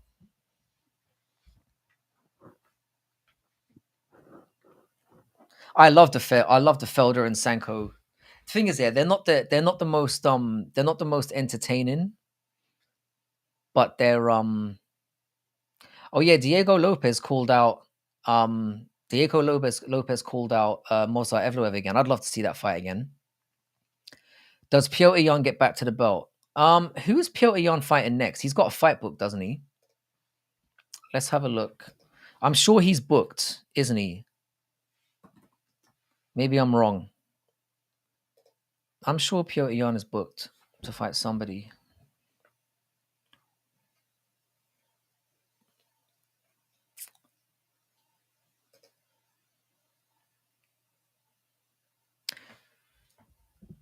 Does anyone know if Piotr... Hang on. Piotr Jan next fight.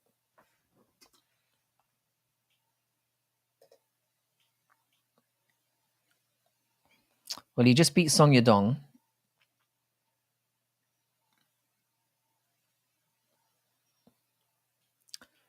Yeah, I don't think there's anything released yet. Sadiq Youssef is cooked. Sadiq Youssef is cooked.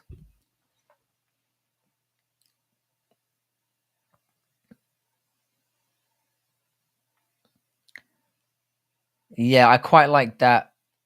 Yeah, I wonder who he's going to be fighting as well. Piotr Jan. I like how you spelled that. He'll probably fight the Ryzen dude or the loser of Corey versus Umar and then a title eliminator.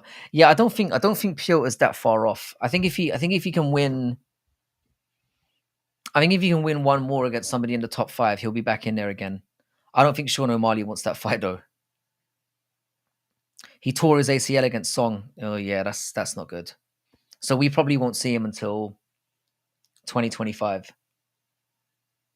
I say if it's a torn ACL, we won't be seeing him until the early part of 2025 at least, because those usually take a while to get fixed. Is that the same weight class? Yeah, yes. He fights at bantamweight. Yeah, I don't think if I was Piotr, I wouldn't fight Marab again. That was a painful, slow. The thing is, yeah, like if you looking back at that fight now, Piotr actually did better against Marab than a lot of other people have. So maybe he does have a chance. I would say that Piotr maybe won. If you're generous, you could maybe give him 2 rounds. You could maybe give him 2 rounds, but he definitely did better than most people did. But it was just the same thing. It was just the spam. Piotr doesn't like the pressure of the takedown pressure. Whether you get him down or not is irrelevant, because Aljamain Sterling did the same thing to him in their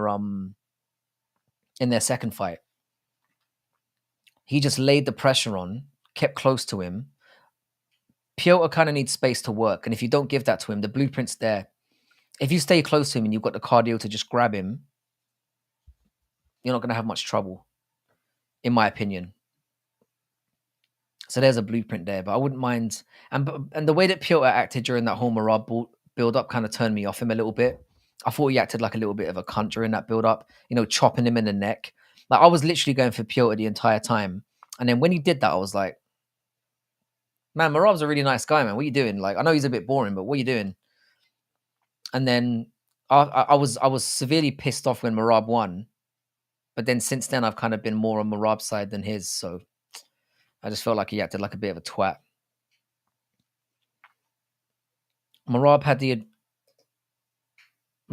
advantage of a smaller cage against Piotr, though. Yeah, I mean, I know that a lot is said about that, but I don't think it would have made that much difference in that particular fight. I know there's times when it does make a difference, needing the space and whatnot. I think Marab would have done the same thing because Marab's tactic was basically just stick to him and spam takedowns, and Piotr couldn't do anything about it. And Marab with his let's face it, his mum and dad are probably cousins. I'll leave it at that. He's not going to be the easiest guy to chin out. So I don't know. I don't love that fight for Piotr. There's a lot of fun fights you could do with Piotr. But like you said, it's looking like he's gonna be out for a little while, so we'll see. Yeah, I worry about Sadiq Youssef. I think his time might be done. And he's got a career outside of fighting now, which is always a worrying sign for me. Like when fighters start to make money outside the cage, things tend to dip a little bit. It's just what they say, is that hunger's not really there anymore.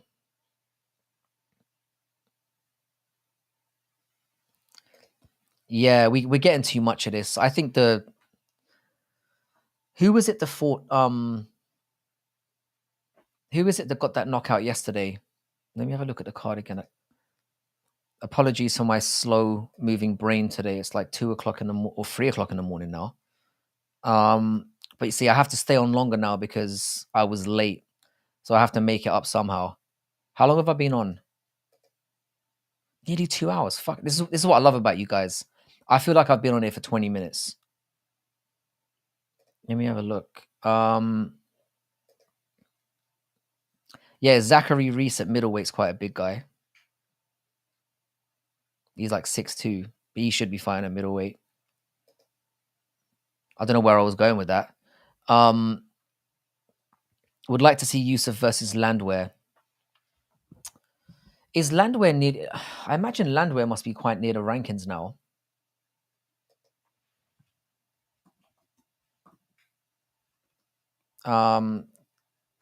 He must be. Let's have a look. Where's bantamweight?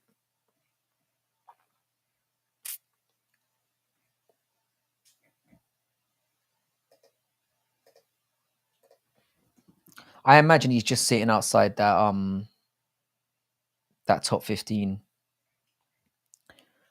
Where are you? Where are you? Where are you? Sorry, he's at featherweight. What am I talking about?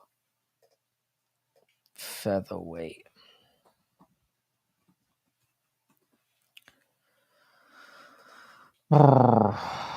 Where's Nate the Train? So they've got Nate the Train at 22 and Sadiq Yusuf's at 17. So yeah, that kind of makes sense. I don't think that's a terrible matchup. Bruno Ferreira's quite small for his weight class, isn't he? Bruno Ferreira's like what, 6'9", 6'8" as a middleweight, I think. What's Ortega doing if Topuria fights? Yeah. Ortega's in a bit of a weird spot as well. But again, I think he's mentioned it himself, because after he beat Yair, they asked him if they've asked him if he deserves a title fight, and he said, "No, Volk deserves the title fight next." You could do, or you can't. Well, you can't do him and Volk again. Let's look at the featherweight rankings. Hang on.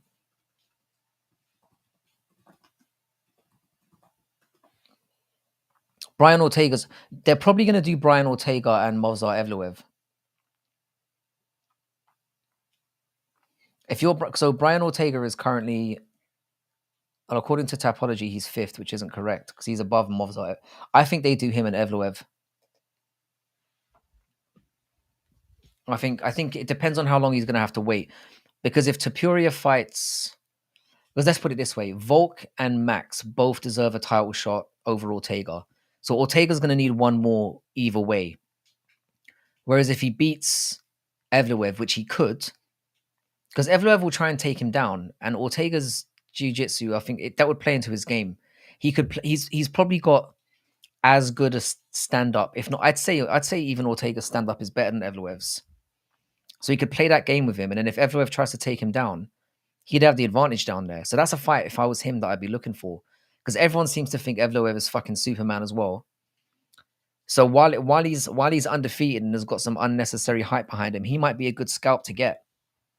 So if I was Ortega, I'd probably be looking for Evloev. Stylistically, it makes a lot of sense, in my opinion.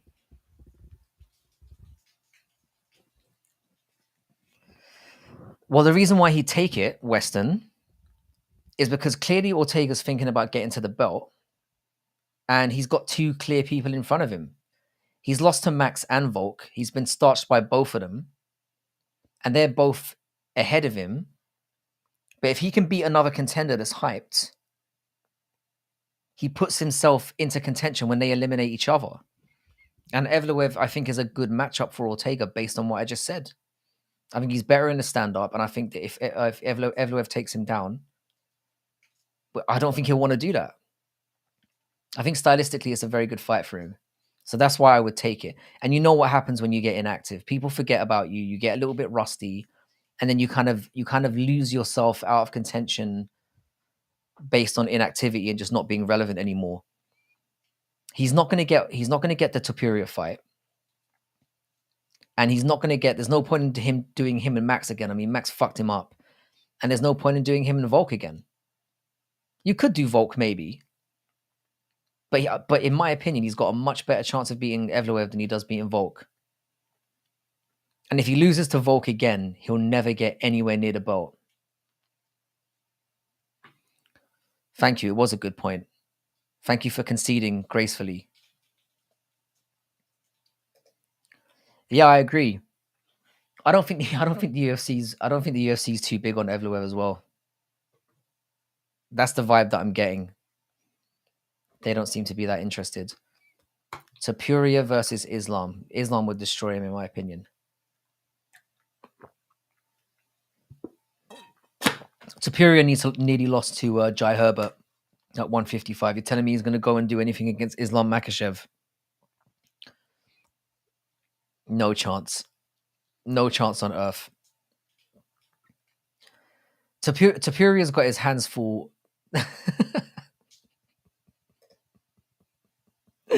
Oh man.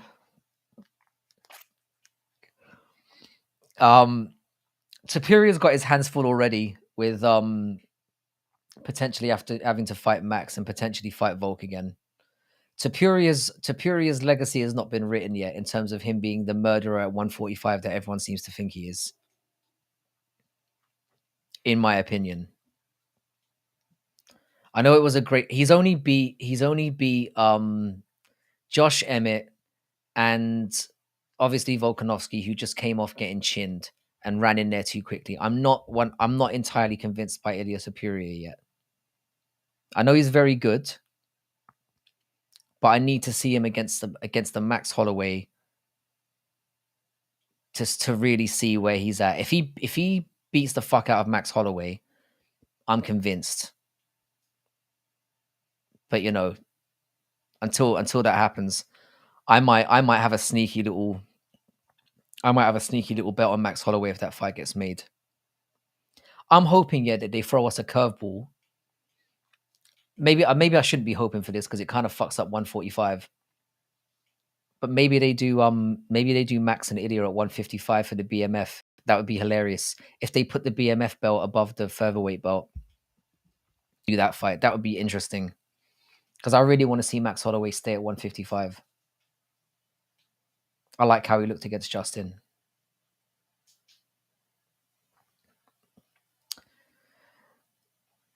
Yeah, Jai Herbert's massive, but he's also, like I said, he's not great, is he? And he almost had Ilya out of there. Sorry if I'm a little bit distracted. I'm trying to keep up with what's going. I've closed the NBA page because it's distracting me and depressing me both at the same time.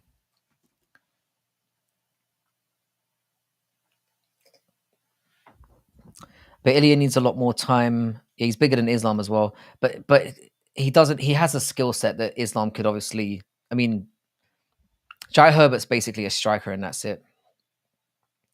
But Ilya needs a lot more time. Sorry, I've just lost my.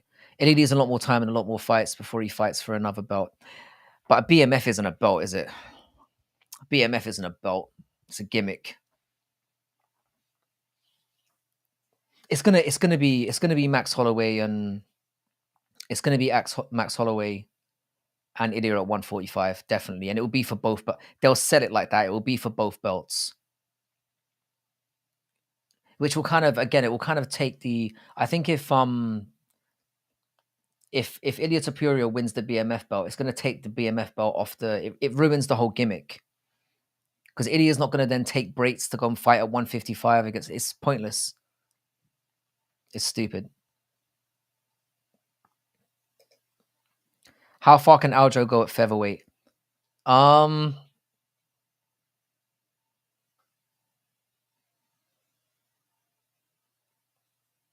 I don't know. The Evloev matchup would have been all right for him. I think he could have got past Evloev, but I don't think he gets to. I could see him getting potentially to a title shot and losing it. That's how far. That's the ceiling for Aljo. He's definitely not going to be champion, but I could see him getting potentially to a belt if he can go on a run. I don't like the Ortega matchup for him though because of the BJJ threat.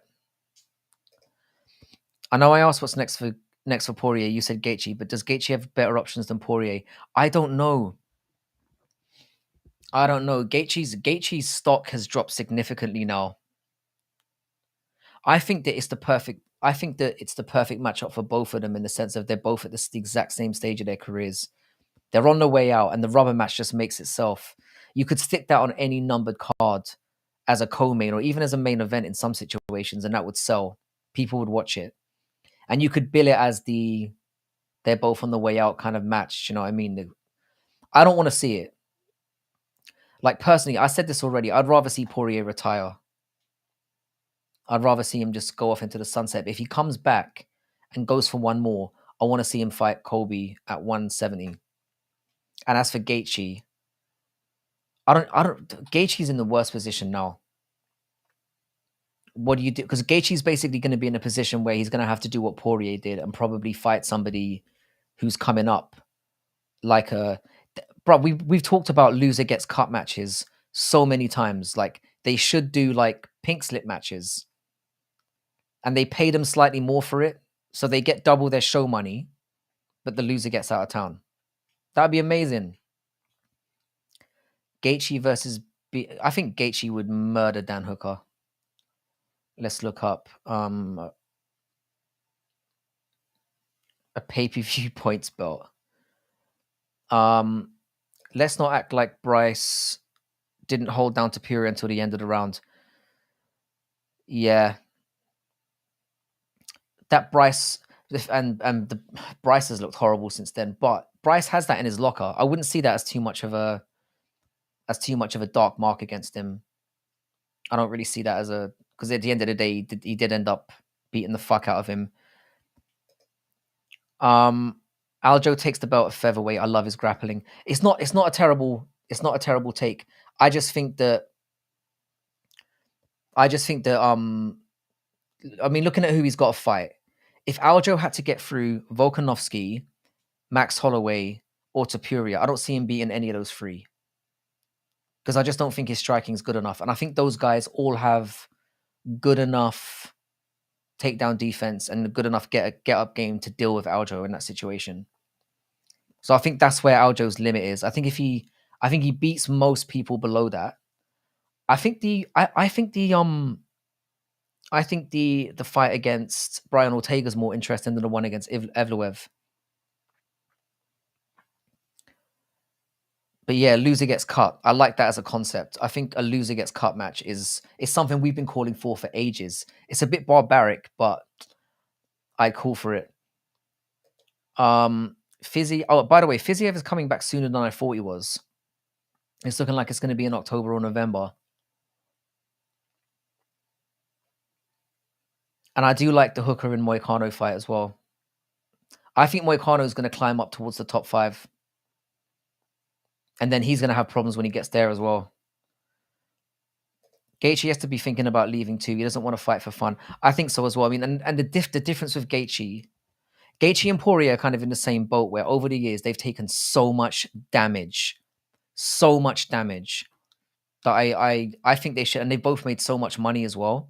I mean, they're both millionaires. They don't need to fight. So I would probably bow out. I think Hooker will work with Gaethje, to be honest. If I'm Gaethje, I wouldn't mind taking that fight. If I'm Gaethje, I'd probably take it. It's a matchup you can win.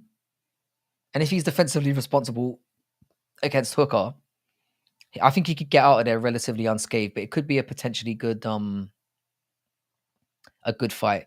The thing is that people talk a lot of shit about Hooker, but at least he's fun to watch. He gets in there and bangs. So yeah, Gaethje getting pressured by his management team in the UFC to take the Holloway fight has essentially derailed his entire career. Because he could have just waited and got the Makhachev fight. 100%. That fight is completely he'll never be a champion now. He'll never be a champion. That's over. I don't think he would have been a champion anyway. Because I wouldn't have given him any chance of beating Islam, but it's done for him now. I think they should both fuck off respectfully. You'd bet Hooker over Gaethje. Interesting. How do you think he wins? Knee up the middle? What's next for Saint Denis? France versus Britain, 3 versus 3. Saint Denis. Let's have a look. They might do. I wouldn't be surprised if Leron Murphy puts his name into the hat. If you were doing Britain versus France, because they are ranked reasonably in reasonably the same position. UFC lightweight rankings. Let's see. I don't think they're that far away from each other, from what I remember. Why is it coming up on Wikipedia? I don't want to see that. Nope, I don't want to see that either. All right, let's just do this. Hang on a sec. Lightweight. Yeah, so you've got Benoit Saint Denis in 13th. Why is it saying that? I'm sure that Leron Murphy is ranked now. Isn't he?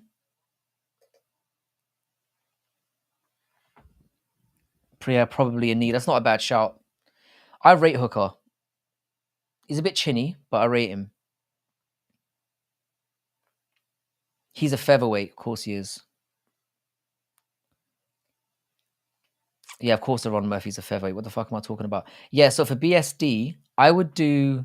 for Benoit Saint Denis, I would do...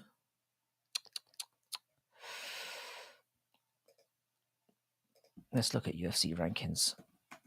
Of course, Leron Murphy's a fucking featherweight. This is how you know it's getting late. For some reason, yeah, I can't get the... I keep getting sent the fucking Wikipedia ones. Let me close these down.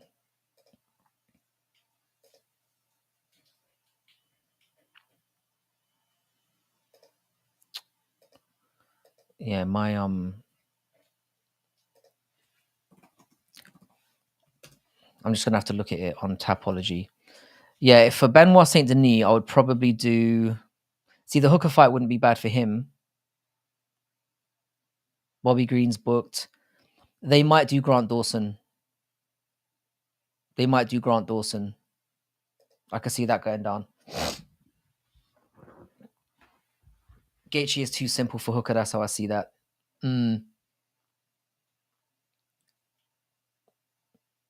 BSD versus Fizzy. I wouldn't mind seeing that fight. The thing is, yeah, if Benoit Saint Denis is coming back closer than if he's going to be fit enough to come back for France, then you do that. That would be an absolute barnstormer.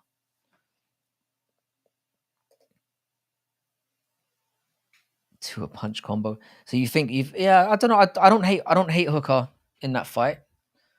And now Gaethje's been chinned. I think you're right. I agree with this as well. I think that's the one. I think you do that in France, it would be huge. The question is though, is Fiziev going to be back in time? Because from what I understood, there was a lot of talk about him not being back until 2025 because he ruined his legs completely. Like he didn't have just a tear. His leg was destroyed. I think he had like 3 different rips in different places in his leg. So I don't know. That might be a bit too soon for him, but he's definitely crazy enough to take it. I was thinking Lerone versus Qatar. Lerone called out somebody, didn't he? He called out somebody in the top 15. My brain is like mashed potato right now.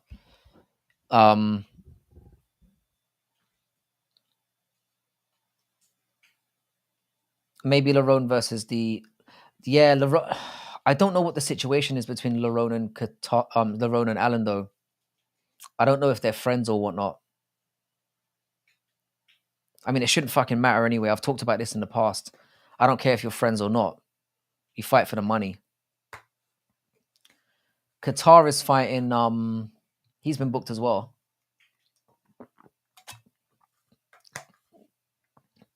In a fight that I don't love.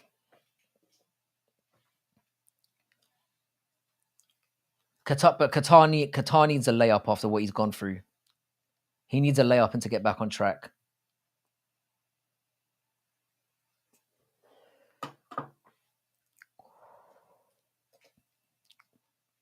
But yeah, I don't hate this. If assuming that Lerone and Allen are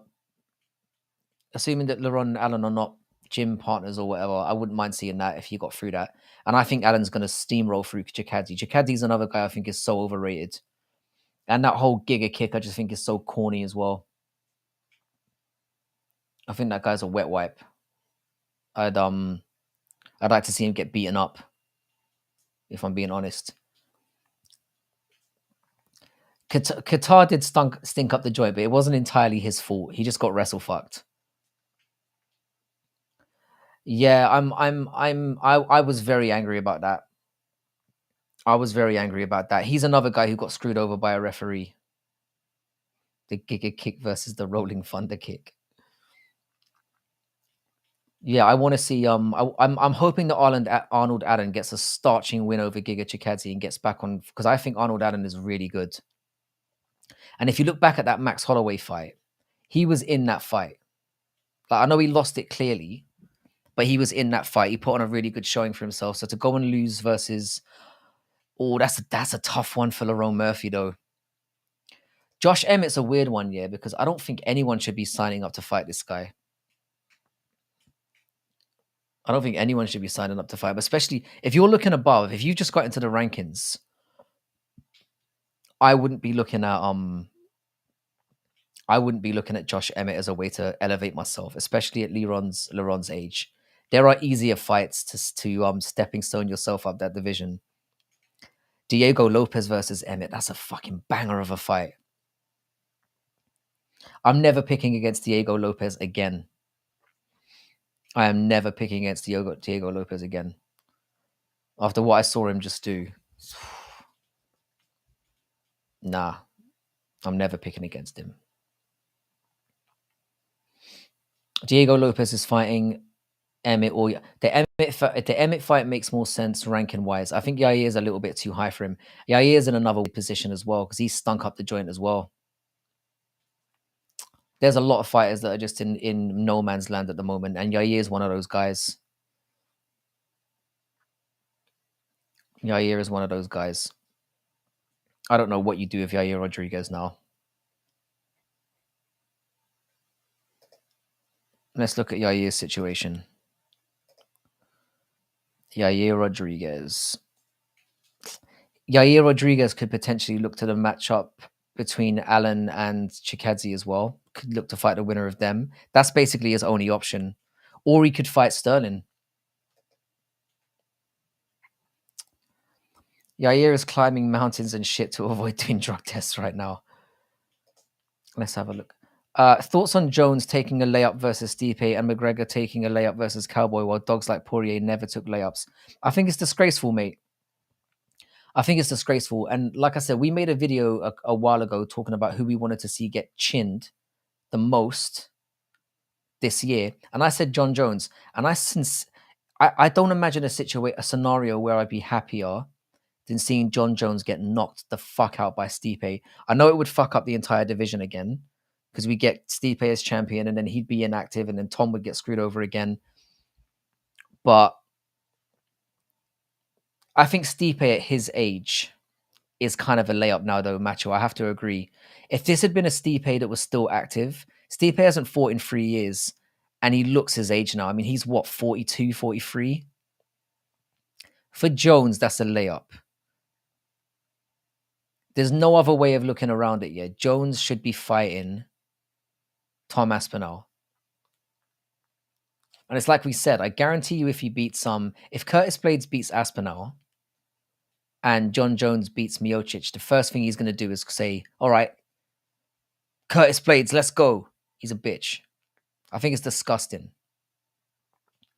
Stipe is fucking old. And he looks it.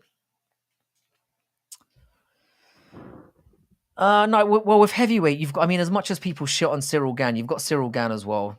And I do think Curtis Blades is better than people give him credit for. I know he got chinned a couple of times, but I think Curtis Blades is quite good. I do think he is. I quite like it. Heavyweight is trash, though. There's like 3 or 4 good fighters in that entire division. Yeah, Couture was old, but the game was different then. Imagine putting a Randy Couture in there with even a Jelton Almeida or someone now. I think Jelton Almeida would do him. That's probably going to make some people angry. But fuck it.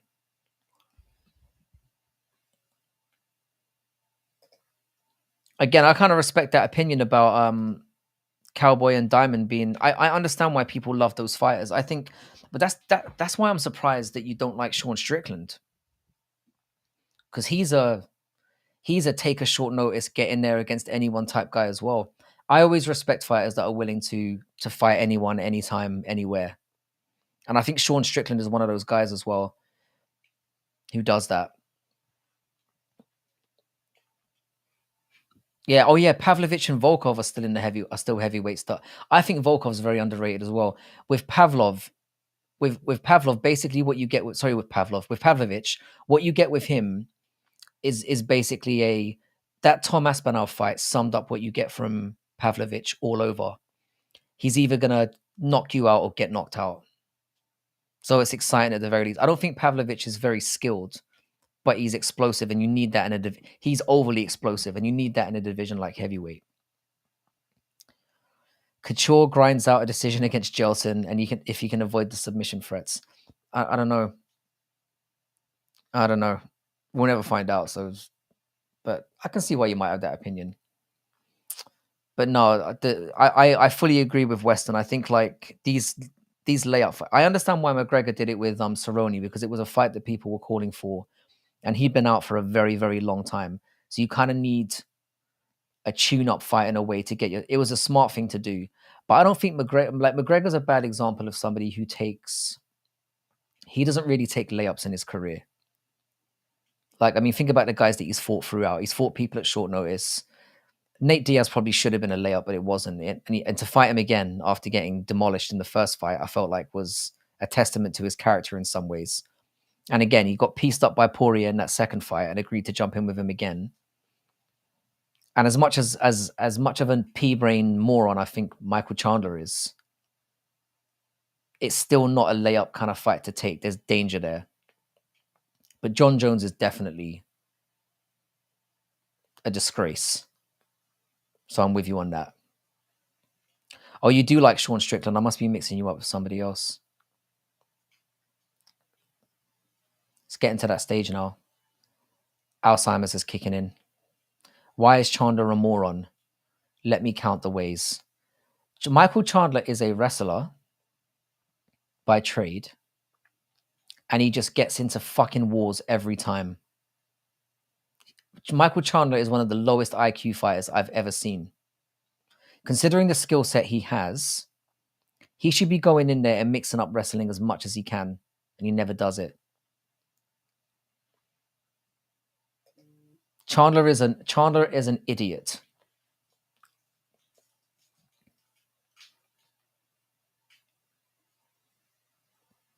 Yeah, there's a lot of difference between Connor and Jones. Yeah, but I do think they're, like I said, it's hard to like, even when Sean O'Malley was getting a whole load of layups, it's hard to blame the fighters sometimes, because sometimes the UFC, ultimately it's the UFC who are making the matchups, and they're the ones who are giving these layups. If you're a fighter, you're gonna take layups if they're given to you, because at the end of the day, not just are you doing it for less pay than you probably should be, but your brain is on the line as well. If you can get given a fight against somebody that you think you've got an easy chance against, you're going to take it all day long. And I know as a fan that's difficult to hear, but if I'm a fighter, I'm taking that all day long.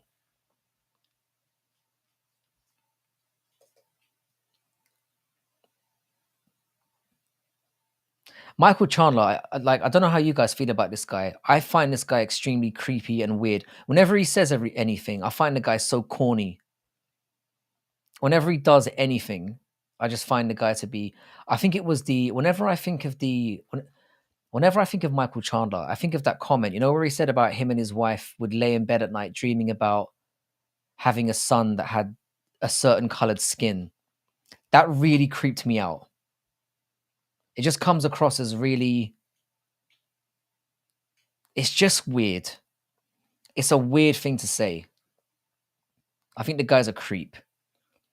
But yeah, outside of his creepy behavior outside the cage, where he's having fantasies about having children of a certain skin color, the guy in there is just a dumb as fuck. He's dumb as fuck. And that's just the way it is. And he's proven it. I mean, the fact that the guy is getting a fucking Conor McGregor fight after winning 2 fights in 5 in the UFC is insane to me. I think he has a white savior comp. That makes it worse to me. That somehow, I think that's how he sees it, isn't it? Like he just sees all black people as like very, like, I don't know, like he's in there to save them, like they're lower than us or something. It's crazy.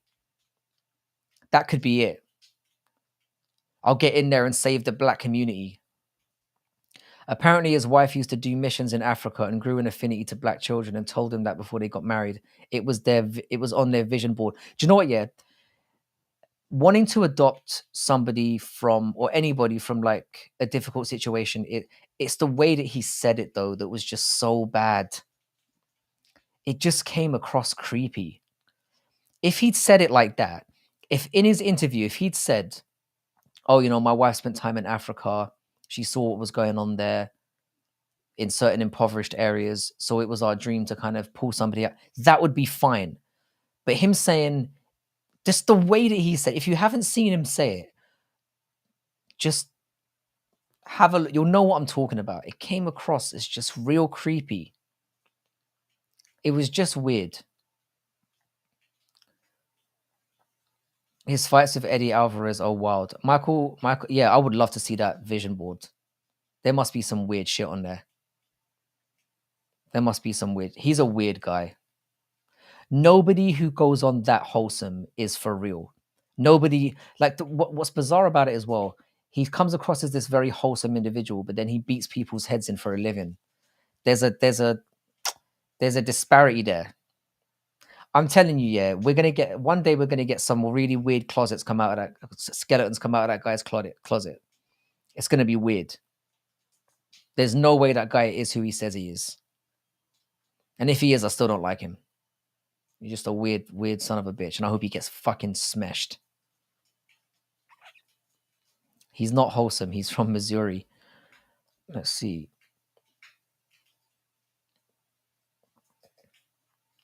Did they do it through surrogacy, or did they adopt somebody?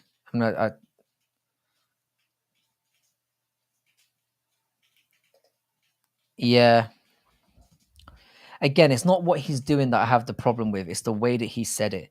He could have said it a million different ways and not come off like a creep. It's like he's objectified. It's exactly that. It's like everything he does is trying to cultivate this image of, oh, I'm this wholesome, good person.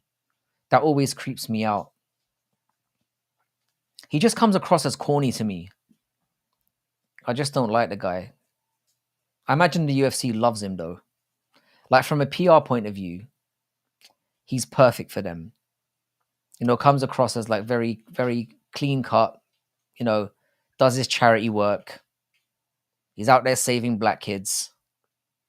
In terms of a box ticker, he's the guy you want. And like I said, as much of a bird brain as I think he is, at least he's exciting. The fact that he's very dumb makes him entertaining to watch. He low-key apologizes for it, but he's insanely corny. I think he knows that he is. Yeah, it's like that altruistic thing. Is it possible to be truly altruistic? Because any charity you do, if you get acknowledgement for it, do you know what I mean? He's very nationalistic. Yeah. And I do think it is an optics thing. I think you're right. I think it is to cultivate. It feels like he's very much molding an image. He's trying to sculpt an image for himself. He's got a very clear idea of what he wants to look like to the general public. It's just, like I said, when you explain it like that, what his wife went through and the fact that it was a family decision that they made, great. That's fine. Say it like that. It's just weird the way he put it. Chandler versus Paddy. Chandler would beat the fuck out of Paddy, I think. The thing is, if Chandler actually chose to wrestle more, he could have been a world champion. If he had like 10 more IQ points, he could have won that night against Charles Oliveira, and we could have had a completely different timeline. Because he had Charles Oliveira in trouble.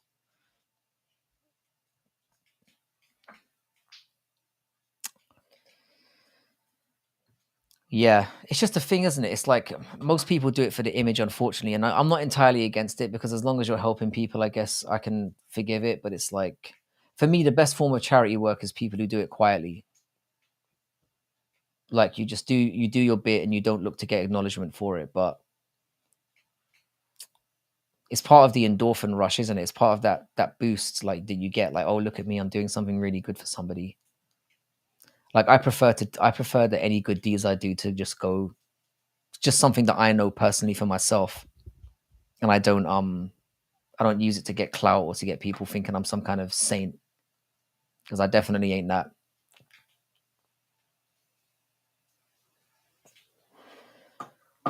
I can tell you one thing though, we're not going to be doing a live stream for next week's card. Fuck that shit. Tatsuro Taira. I'm surprised that Tatsuro Taira is the favorite for that fight, by the way. I might have to put a cheeky bet on Perez. I think Perez might beat him. I think this is a massive step up for Taira. And it being 5 rounds, I think Perez might do him. And at plus 200, I'm taking that all day long. I don't know about you. I don't know how you guys feel about it. Where the fuck is Jeff Neal? Don't gloat about charity, yeah? Where the fuck is Jeff Neal? Jeff Neal is finding his balls. Because he had Ian Gary on a plate and he didn't take it. Ian Gary, that was the perfect time to beat Ian Gary up. He was coming in there. He had a lot of pressure on him.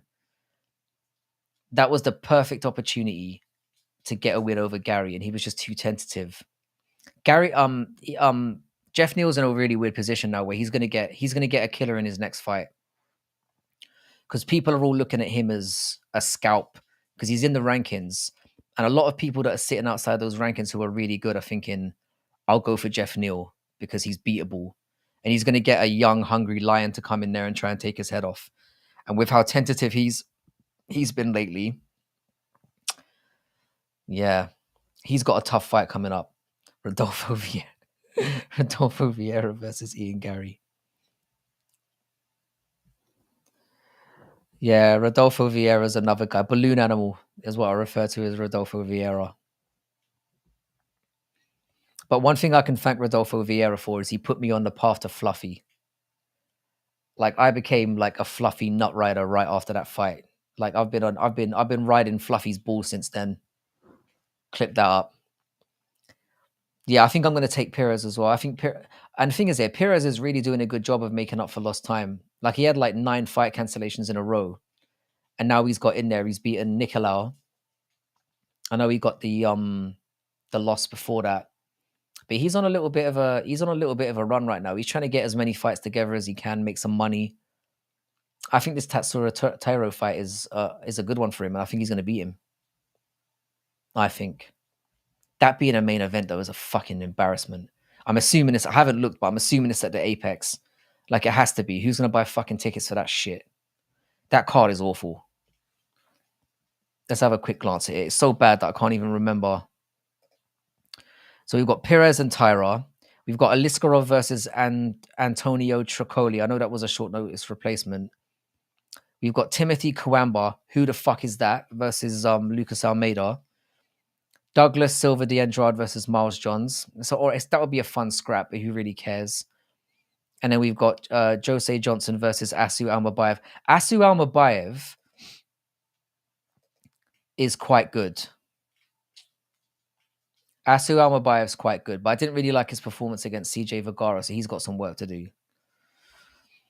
Yeah, I like Rinya Nakamura. I think he's going to be very good. Like he's the legit wrestling this guy's got. Again, there's good wrestlers out there, and there's people that can chain wrestle. And Rinya Nakamura is a guy I really like the look of. I think he could do really well. I think they should do a Japan card. Yeah.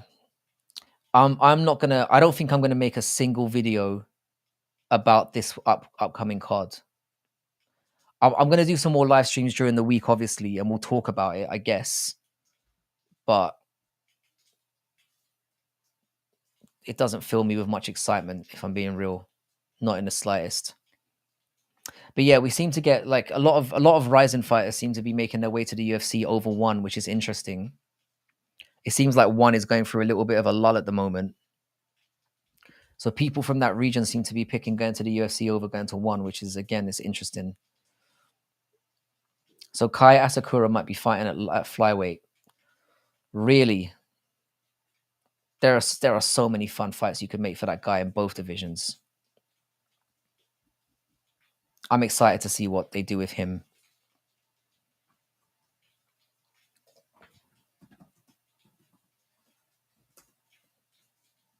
Yeah, this guy looks good. And he's at the right age. He's 30 years old, 21-4. Yeah, I'm excited to see what this guy can do. He just he destroyed Juan Archuleta, absolutely bodied him. So he's proven he can beat good guys. Juan Archuleta is no bitch. Yeah, I'd like to see how he can do. Flyweight's probably a better idea for him because bantamweight is stacked to the rafters right now, and at his age, yeah, he's beaten both Cap and Horiguchi. What can you say? Like I think flyweight might be because flyweight he could literally get with flyweight he could get himself to a title shot after one fight. If they match him up with somebody, let's see who they could match him up with at flyweight. Because flyweight's wide open right now. If he wants to be a champion and quickly, you could put him in there with Moreno. You could put him in there with. I'd love to see him put him in there with Albazi. That would be amazing. And he's got the stock. How do you guys think Manel Cap's going to do against Makayev?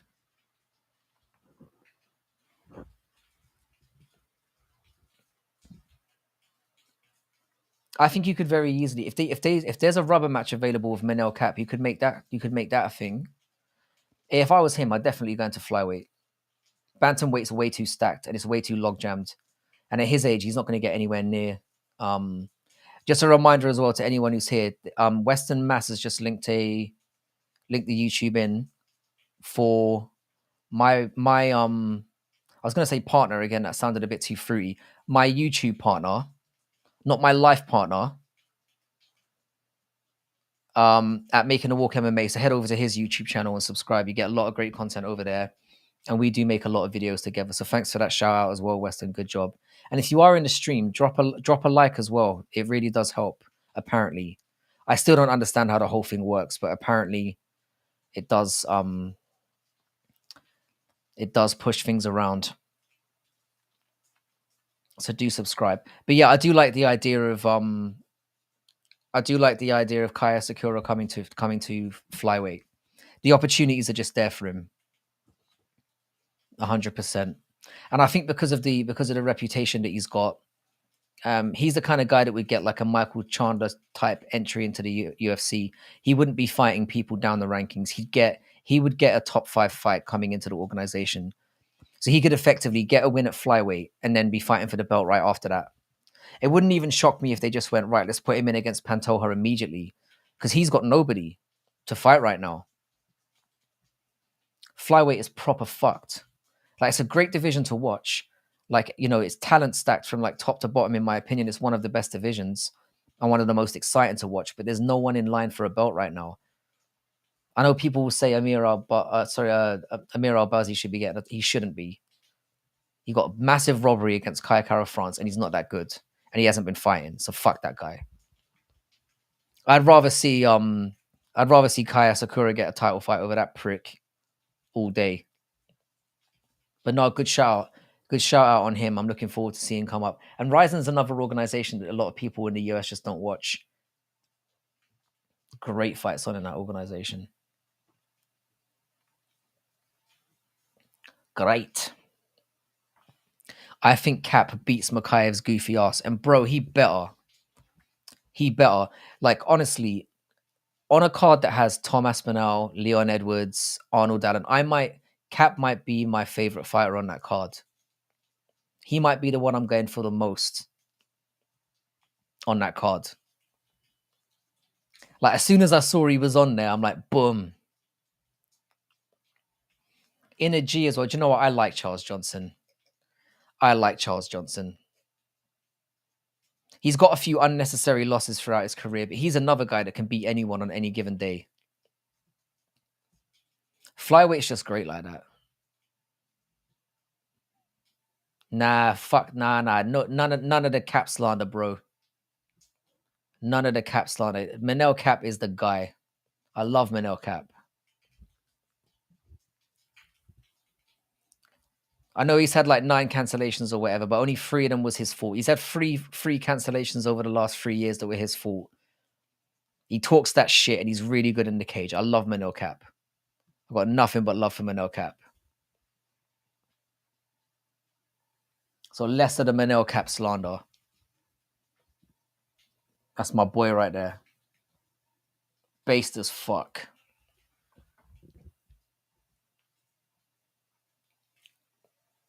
Yeah, it's like what you said about Cap before. Like, Cap is the quintessential prize fighter.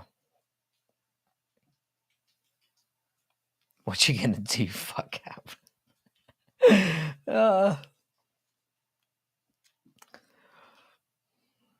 Apparently nothing. Apparently there's nothing I could do. I could just keyboard warrior the fuck out of it. That's about the best I can do.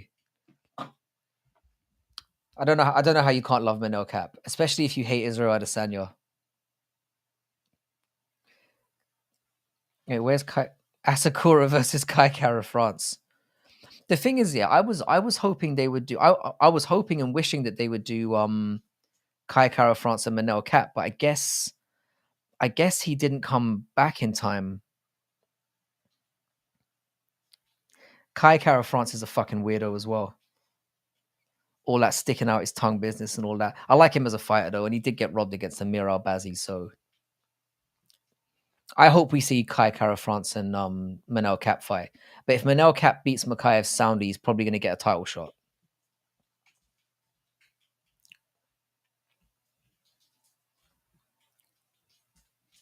Yeah, I think I don't know what's going on with this Kai injury thing. I'm assuming he must be on the shelf, but I've heard he's been back though. I don't know why he's not fighting. It's bizarre. It's really bizarre. Like I said, that's the fight I want to see because they would talk mad shit to each other.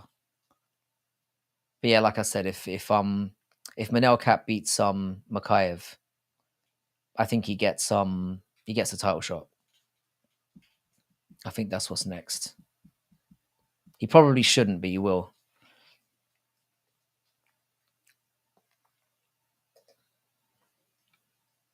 Fuck you. I like both fighters. If only Kai fucking fought. Yeah, I agree. He should be fighting. Base to Jax. I like Africa's representation in the UFC and MMA in general. It's still weird that we haven't had an Africa card.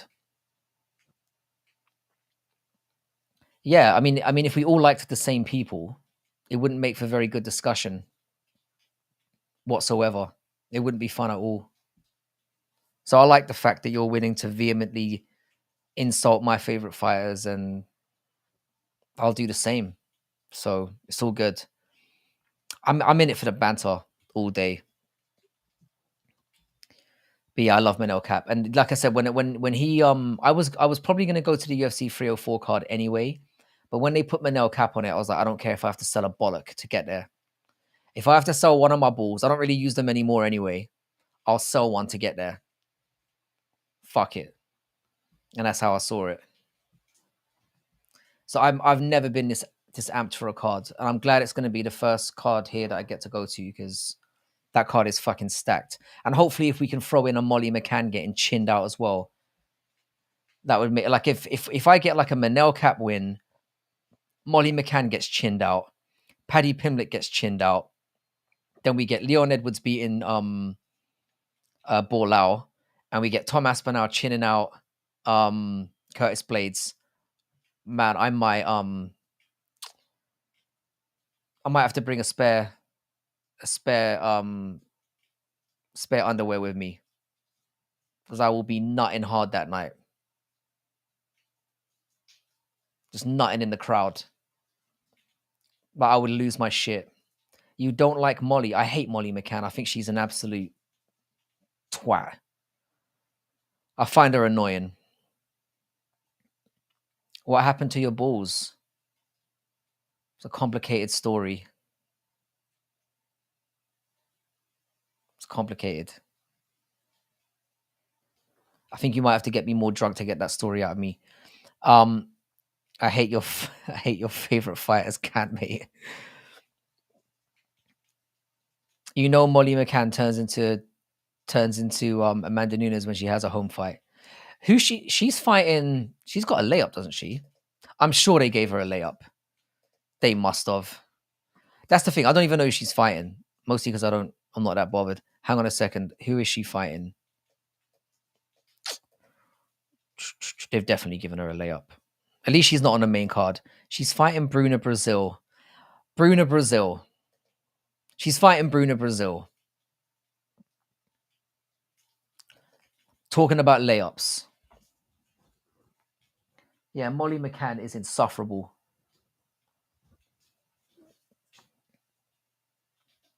No, she was more like her post-fight interview when she won at flyweight was just insufferable as well. Insufferable. Like I thought she'd maybe been humbled a little bit. She's still an asshole. Uncontested layup. Bruna Brazil is the easiest fight you could get at flyweight right now. Where she is. Not flyweight, sorry, it's strawweight, isn't it? She's back down at strawweight. Yeah, that's a layup. That is a layup of layups. She's definitely been put there just to get the crowd hyped just before the main card. And Molly is kind of loved in England. Like, I'm not your conventional British fan because I'm technically Irish. So I would rock Bruna Brazil shit. She is kind of hot, to be fair, for an MMA fighter. I mean, let's be honest, yeah, MMA fighters are capped at a 7. Like, the hottest MMA fighters out there you can get are a 7 in the real world. But Bruna Brazil she's all right. She's all right. I wouldn't kick her out of bed. She's not bad. Molly could chew through stuff. Yeah, Molly did well in her last fight. She did. But look who she was fighting. Look who she's fighting. Molly got starched by Stolyarenko. Let's just leave it at that. In a round, destroyed. She brings a definition to bin dipper to the extreme. She was definitely raiding bins before she became a UFC fighter. She is a scumbag. Don't like her. Very arrogant as well. Fuck Molly McCann. Mackenzie Dern is a horse face. I'd tap that, but I'd put a paper bag over her head. She is a horse-faced fuck. She looks like a barnyard animal. The only women that stand out for me in women's MMA that I would keep the bag off would be Polyana Viana, Tabitha Ritchie, and Diana Belbita. That's it. That is it. The rest of them are getting the bag treatment. 100%. I stand by that. Mackenzie Dern has a very horsey face. I stand by that. The definition of a regional champion, hands down. I got not much left to look at, but hang on a second. I got not much left to but look at the charts my sister and me caught and cooked yesterday. I need to get a reel of all the stuff you've been sending me and just have them ready for when I go live so that you're satisfied. You should send me stuff before live streams and I'll have it prepped and ready for you. Or I could just sign in on Instagram on this laptop somehow. I can't remember my password. And it's like 4 o'clock in the morning now and I can't be fucked.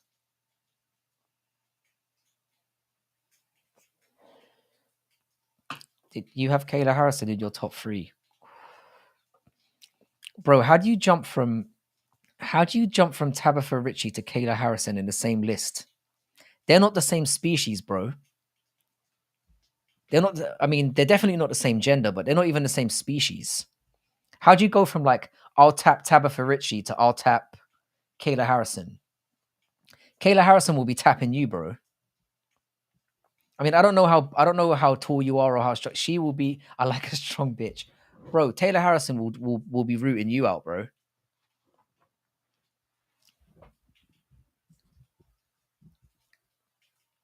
Yeah, this is what I'm saying. There like this is the thing. Yeah, Tabitha Ritchie is quite hot, yeah, but like in terms of the real world, she's a 7, and she's probably top of the food chain. I don't mind having this conversation. We've had it many times. Women's MMA fighters are not hot. It's like people were talking about Angela Lee being hot yesterday. It's like, nah, man, she's a 6. She is a solid 6. And I think that's even generous. I like long legs first and foremost. I used to be a leg man. I'm more of an arse man now. The thing is for me, I need like a nice, and I need a pretty face and a nice arse, and I can work with the rest. And the thing is, I'm not like a foot guy. I think people who have foot fetishes are fucking disgusting, but I don't like ugly feet either. Didn't Angela Lee marry an actual Nazi? I mean, probably.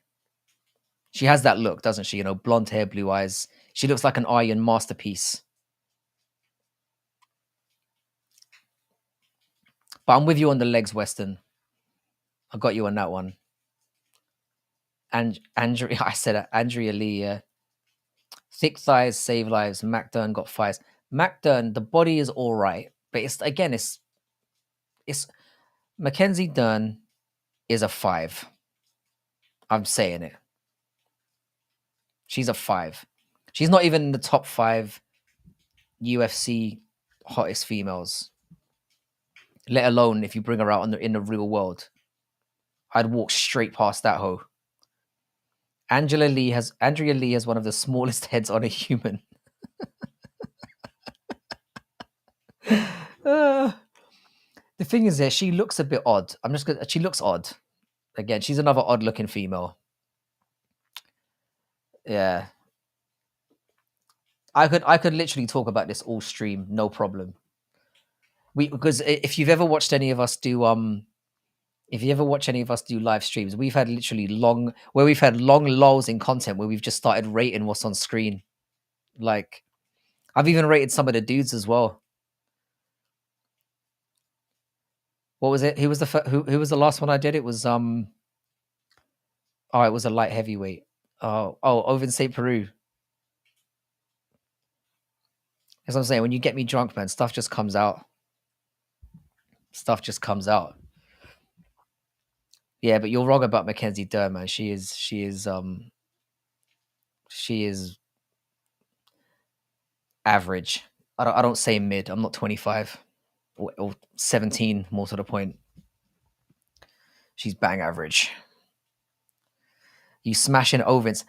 I wouldn't smash that. I mean, obviously, I just commented on the fact that he had a bit of a bunda going on. We were really bored at the time, and he happened to like bend over or something while he was trying to. And there was a good shot there of the booty, and I just, without thinking, I just shouted it out. But no, I wouldn't tap that. And again, it would be I don't think I'd be the one doing the tapping. That was a situation. I mean, I'm like 5'7",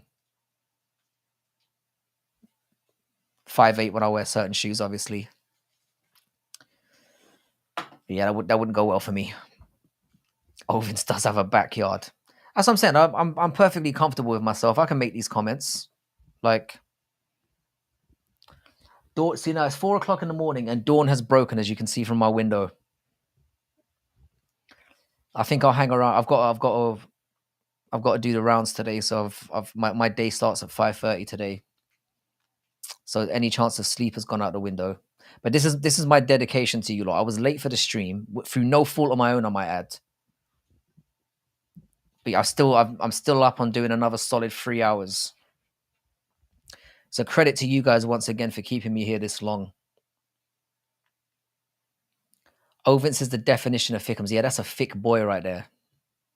He's a thick lad. I'm wondering if there's any female fighters that are pretty hot that I'm forgetting about, because there are a few. There are a few, not many. There are a few. I'm just gonna straight up. Okay, Misha. Nah, Michelle Watson's looking a bit clapped out, but I would. What do you guys think of Rose Namajunas? Oh, Tracy Cortez. I forgot about Tracy Cortez. I think the problem with Tracy Cortez is because she's been tapped out by Brian Ortega. That kind of lowers the stock quite a bit. Do you know what I mean? She fell out of the top 5 for me after that.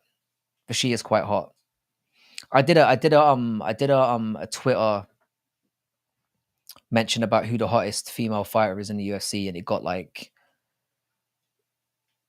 I think it got nearly 2 million views and like so many interactions, and a lot of people brought up Tracy Cortez. In fact, Diana Belbita jumped into that. That link and said, "What about me?" Which I thought was quite funny. Claudia Gadelia. She's not horrible. She's not horrible. She's just. I wouldn't say no. I wouldn't say no. Ariane Lipsky. Ariane Lipsky's all right. She's all right. Top 10 for sure.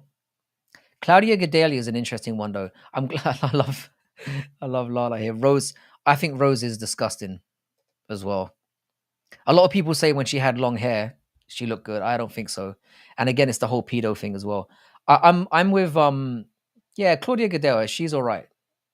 She is cute. I quite like the cutesy. I could go for that. Yeah, Claudia Gadelia is all right. I don't think that's too much of a hot take. I think she's all right. I wouldn't say no.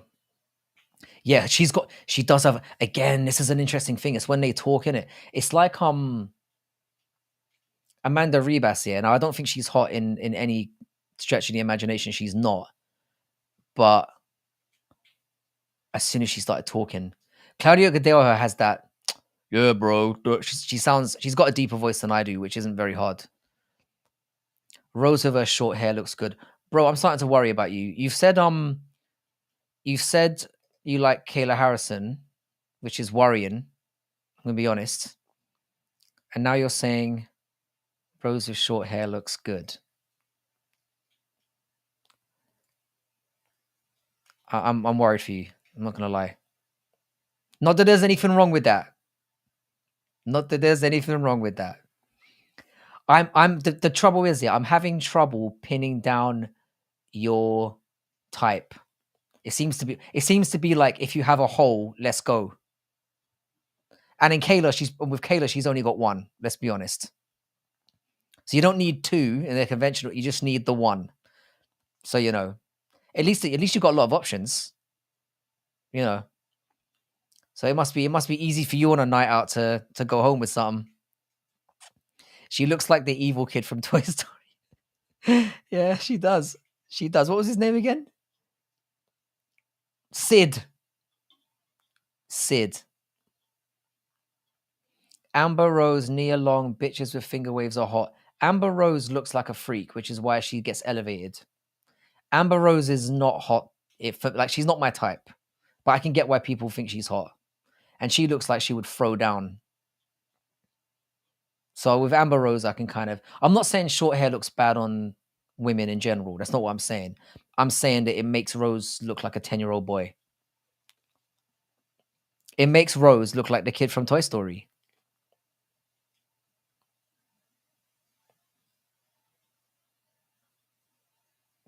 Just going to leave that there. I'm so lucky that I'm not monetized. I wouldn't make a penny on here even if I was. Like, I literally ruin every monetization opportunity within 6 minutes of any kind of video or live stream. I always fuck it up for myself. I'm gonna have to clean up my behavior when we do the Janky and the Frankie and Jax channel. But yeah, Amber Rose, like I said, she's not my type, but she looks like she'd be down.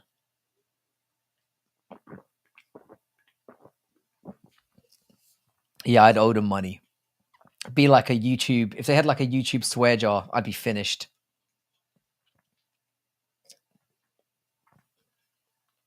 100%. I'd be finished. Veronica Hardy has a teeth situation, but again, she's getting slipped she's getting slipped by Dan Hardy. Again, who you fuck affects your rating. I'm sorry if you're a female, it just does. Who you're getting smashed out by. Veronica Hardy's all right though. She's all right. I'd say she's top 10 by default. I'd have her top 10 by default.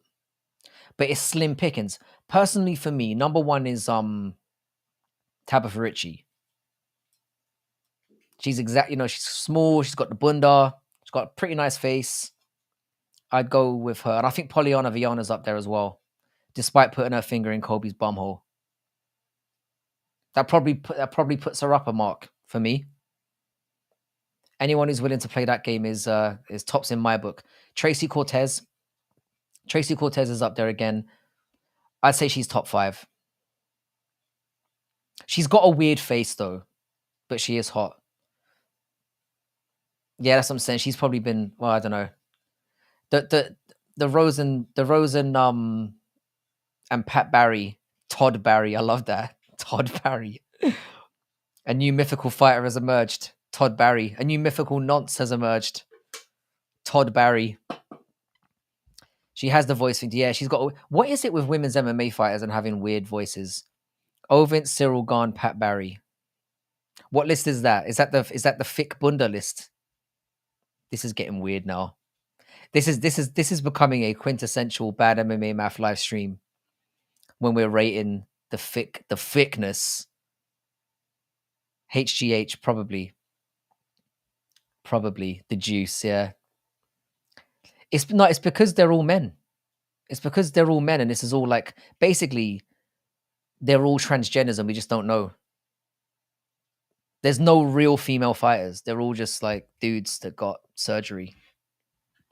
Men with the biggest backyards. Claudia sounds like me now. Good grief. Yeah, some of the voice, it's like it's just off-putting. It's like when Rebus started talking for the first time, I was like, oh, God, stop it, get away, take the mic away. Like, you get a win and then you just ruin it by squeaking your way through it. Like, Angela Hill as well was the fucking, oh my God, I got that. Imagine she made a podcast. Imagine using her worst attribute to try and make money. Angela Hill's got the Marge Simpson. Angela Hill's got the Marge Simpson going on. Awful. Kayla looks like the bad guy from The Mask. What's his name? Dorian. You mean the first Mask movie? She does have a. I swear she does a podcast with somebody else who's got an equally annoying voice. Thing is, that I like Angela Hill as a fighter. I think she's a dog, and I think she's like quite a sweet, nice person. But her voice is fucking atrocious. She's got the worst voice. It's Marge Simpson. Or the thick vampire in Blade. You're coming hard today. She went to one of the best private art colleges in the world. Yeah, she gets. Angela Hill's got if that's a video that we have to make as well about who's got the most deceptive. I'm gonna write that down. Who's got the most deceptive MMA record? Let me add that to the list. I'm gonna quickly jot that one down.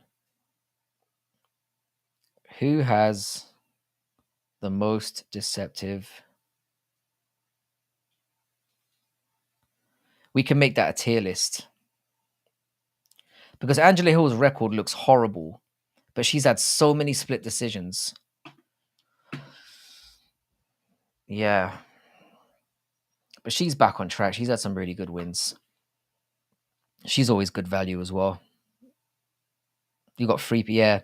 We'll maybe do that one tomorrow, Jax. Because we have to address this MMA guru. We're gonna do our first MMA guru video tomorrow. Spoiler alert. About his so-called generous nature. I don't think that's ever gonna happen, by the way. Yeah, you could. That's a really good. You could do it in the opposite direction, because there are fighters that have really, really good records that shouldn't, and there's fighters that have really good, really, really bad records that shouldn't.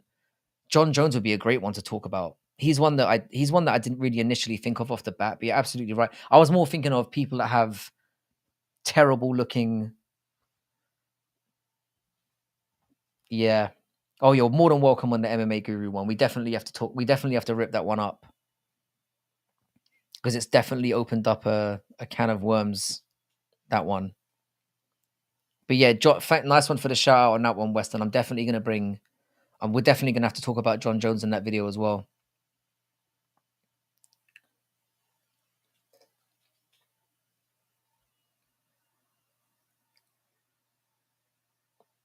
She went to this school called Cooper Union in NYC. You need to have grades and have to be a talented artist to go there. Really? My eldest daughter goes to school in NYC. She's a really good artist as well.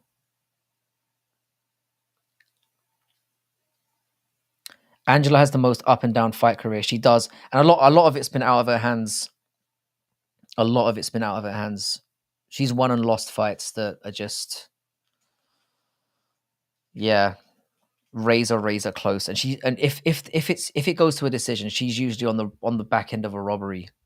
She's probably had more robberies than anyone else. That would be a good sidebar to do for the video as well. Like, who's been robbed the most in UFC history? By the way, I'm surprised that nobody's spoken about Dominic Reyes throughout this entire live stream. I guess nobody gives a fuck about his comeback.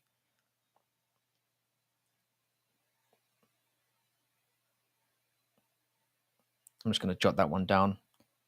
That could probably be a separate video. Who's been robbed the most in UFC history? You guys are giving me some great ideas here. Who has the thickest bunda in men's MMA? You comfortable? We can do that one. We can kick Jax off for that one, CJ, and we can do that one. Let's do it properly.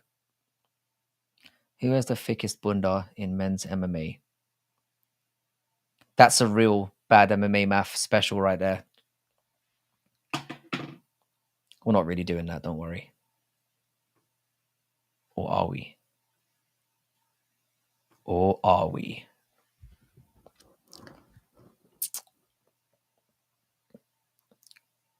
She asked her that 1 month ago. You two have the most beautiful relationship. I love it. If I brought that up against any woman I'd been with, I'd get fucking slapped. Again. Bro, we talked about Reyes for 45 minutes before you went live, can't me. I'm really sorry about that. I swear to God it was my internet. I was freaking out as well. Because I couldn't even get onto my phone to push the event back. Like it was like there was it's like there was an internet blackout for like an hour and a half. This is what you get when you live in the sticks, you know. I'm surprised it hasn't happened sooner, to be honest. I need to go back into my own live chat and have a look at what you guys were talking about. Because that was genuinely like a sick feeling, you know, when you turn up here and like the chat's already like an hour deep. That was, man, you guys are the best.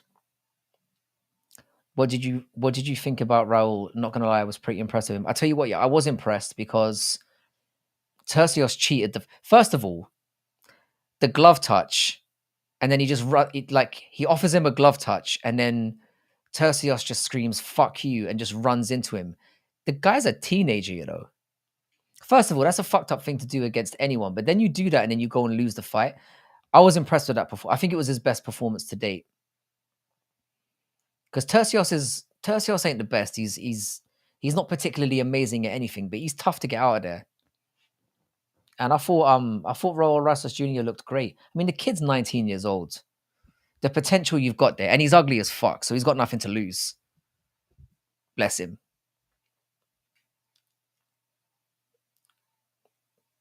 No, it was a horrible thing to do. It's a horrible thing to do.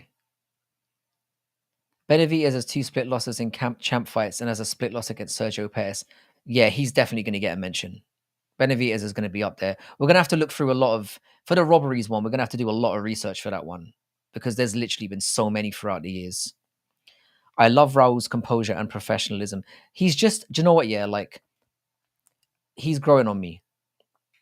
That kid's growing on me, 100%. And I hope he does well. You know, the fact that this kid is, you know, the kid's living with his mum. He has his mum sitting at, how often do we see that where you have someone's mummy? And I'm not talking about you're 35 and your mum has come to see the fight. I'm talking about his mummy's there to make sure he doesn't get, you know, taken advantage of. You don't see that in MMA that often.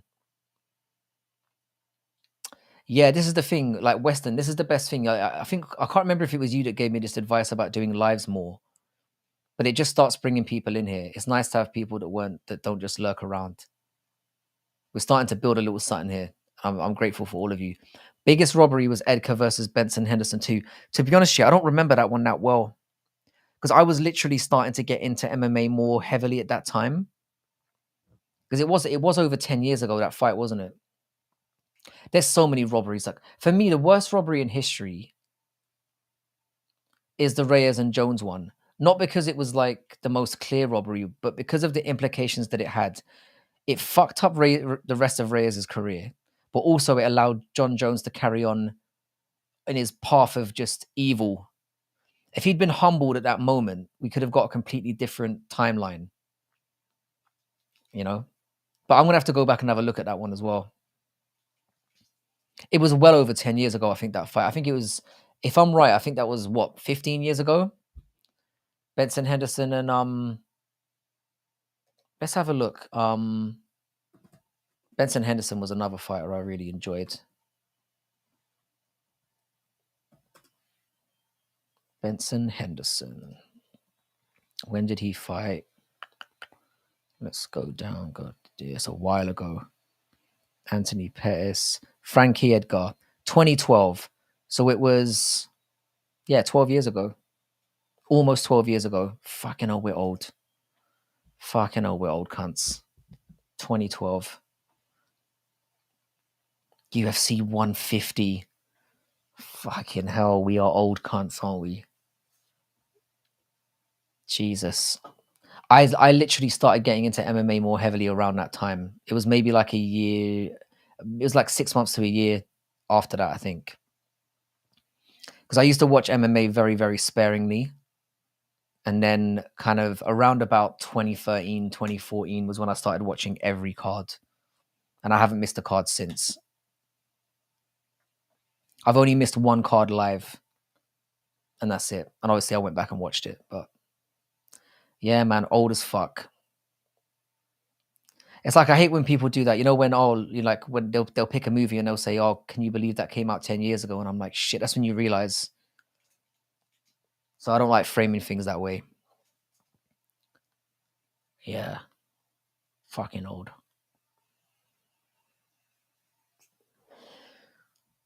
How old do you think I am, mature? Seasoned. I prefer the word seasoned. Seasoned's better. I think mature thinks I'm 12. I wouldn't blame him for thinking so.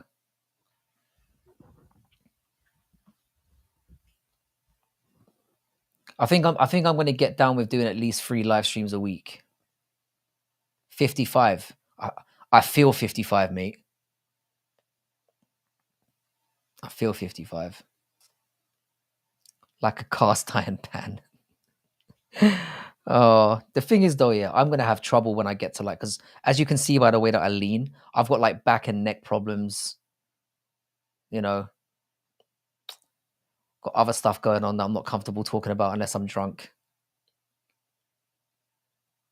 Let's just say I might need to start breaking out the Viagra soon. It's getting deep. I'm an old bastard.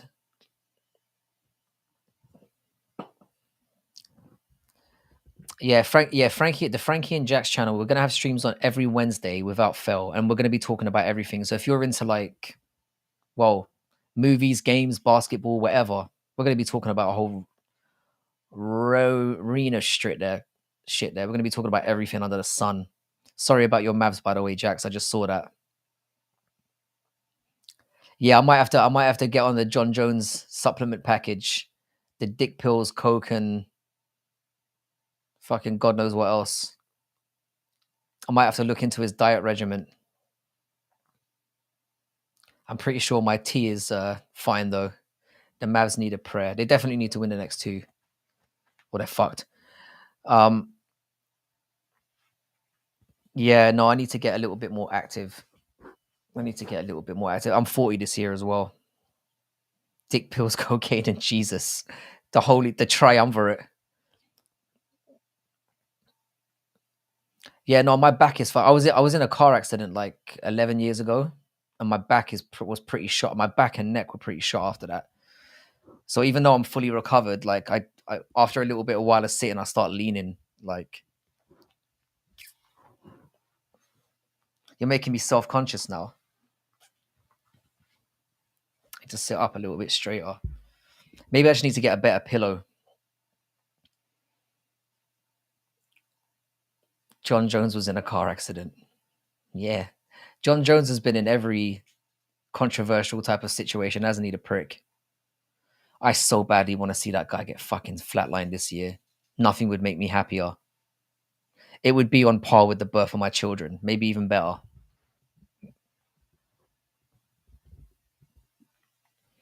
I used to do competitive swimming, and now I have Usman knees because I trained distance. See, that's another thing. Like I played football or soccer to you dirty Yanks for years, and we used to literally play 6, 7 hours a day sometimes. So my knees are just fucking shot. It is for my own good. The thing is, yeah, my I've been advised several times by family members that like I got acupuncture done a little while ago and it really helped. Um, so I'll probably need to go back and do something like that again because my back is shot. I've got the body of a 60-year-old in terms of my joints. Like I'm banana man under here. You know, I'm shredded. But like what the fuck is soccer? I don't know. I don't know what that is. Um yeah, I definitely need another visit. Get it in. I've got the time. No, acupuncture's the shit. There's this Chinese woman that lives not too far from here. You can literally feel your muscles like when she put like certain needles in certain places and starts wobbling, you can feel like it going all the way down. And I felt a lot better. Even if it is like the placebo effect, it works. It helped me. There was this little Chinese dude when I was living in China that used to use like heat therapy. I used to call him Harry Potter. Dude was magical, like magical. He was like 5'2", strong as an ox. Yeah, I'd go back there just to get treatment from that dude. It was, yeah.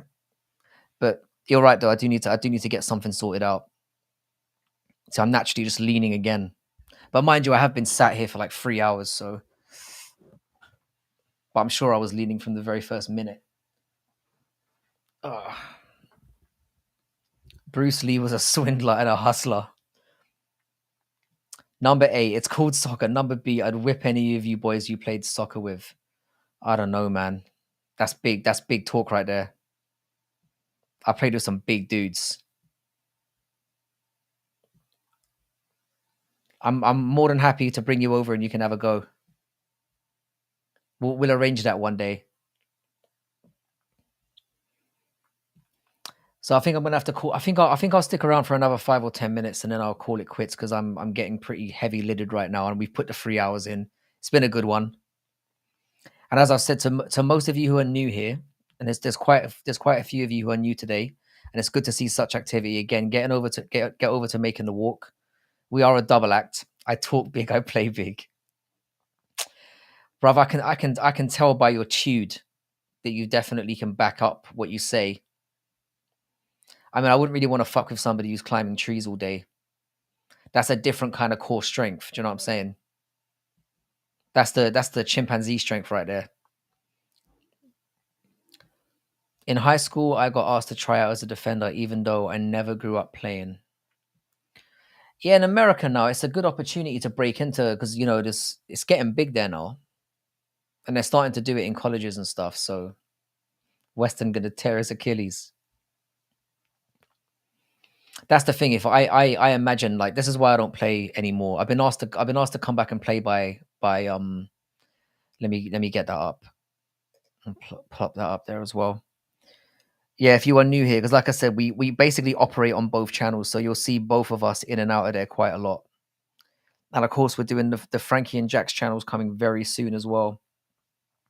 I think we'll be up with that probably this week by the sounds of it. We'll probably Antoine, are we planning on doing our first live stream over there this Wednesday?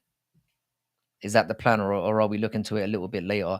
What I might do is I might do another in the stream on Tuesday or Monday.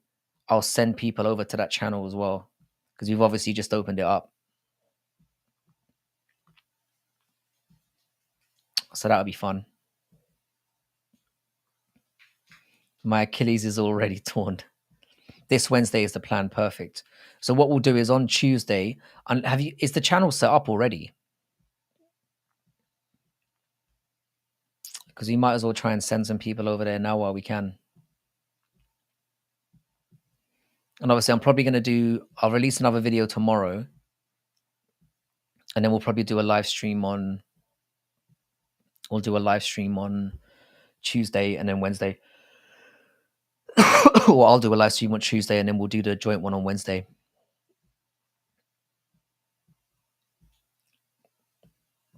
Yeah, when you get to our age, it's very easy to pull things, especially if you don't warm up properly. Like when you're a kid, I never used to warm up hardly at all.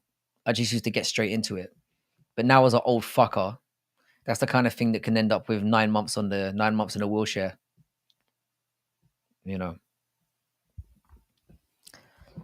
So yeah, I'm excited about the Frankie and Jack stuff. It's going to be cool. And like I said, if you've got interest, you can pretty much talk. I mean, you can pretty much talk about anything in here, but it's going to be a lot more streamlined over there. We're going to be bringing a lot more of our interests into the fold. Because believe it or not, I do have more interests in MMA. Not many, but some.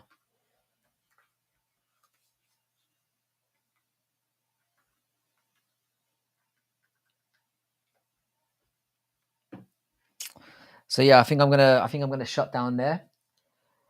As always, guys, thanks very much. I will be back tomorrow for another live. I'll probably do it around the same time, and we've got the video up tomorrow about this whole UFC situation with like what they're gonna do with ESPN and all that kind of stuff. So look out for that one tomorrow. As always, yeah, we've got the subscribe to Making the Walk MMA. We've also got the Frankie and Jack's channel boosting up on Wednesday, and you'll be getting live streams and videos as always throughout the week. And so yeah, thanks to all of you for turning up. Been an absolute pleasure as always. Hopefully we'll see you all again soon. Cheers, guys. Thanks, Aaron. Thanks, everyone. Take it easy.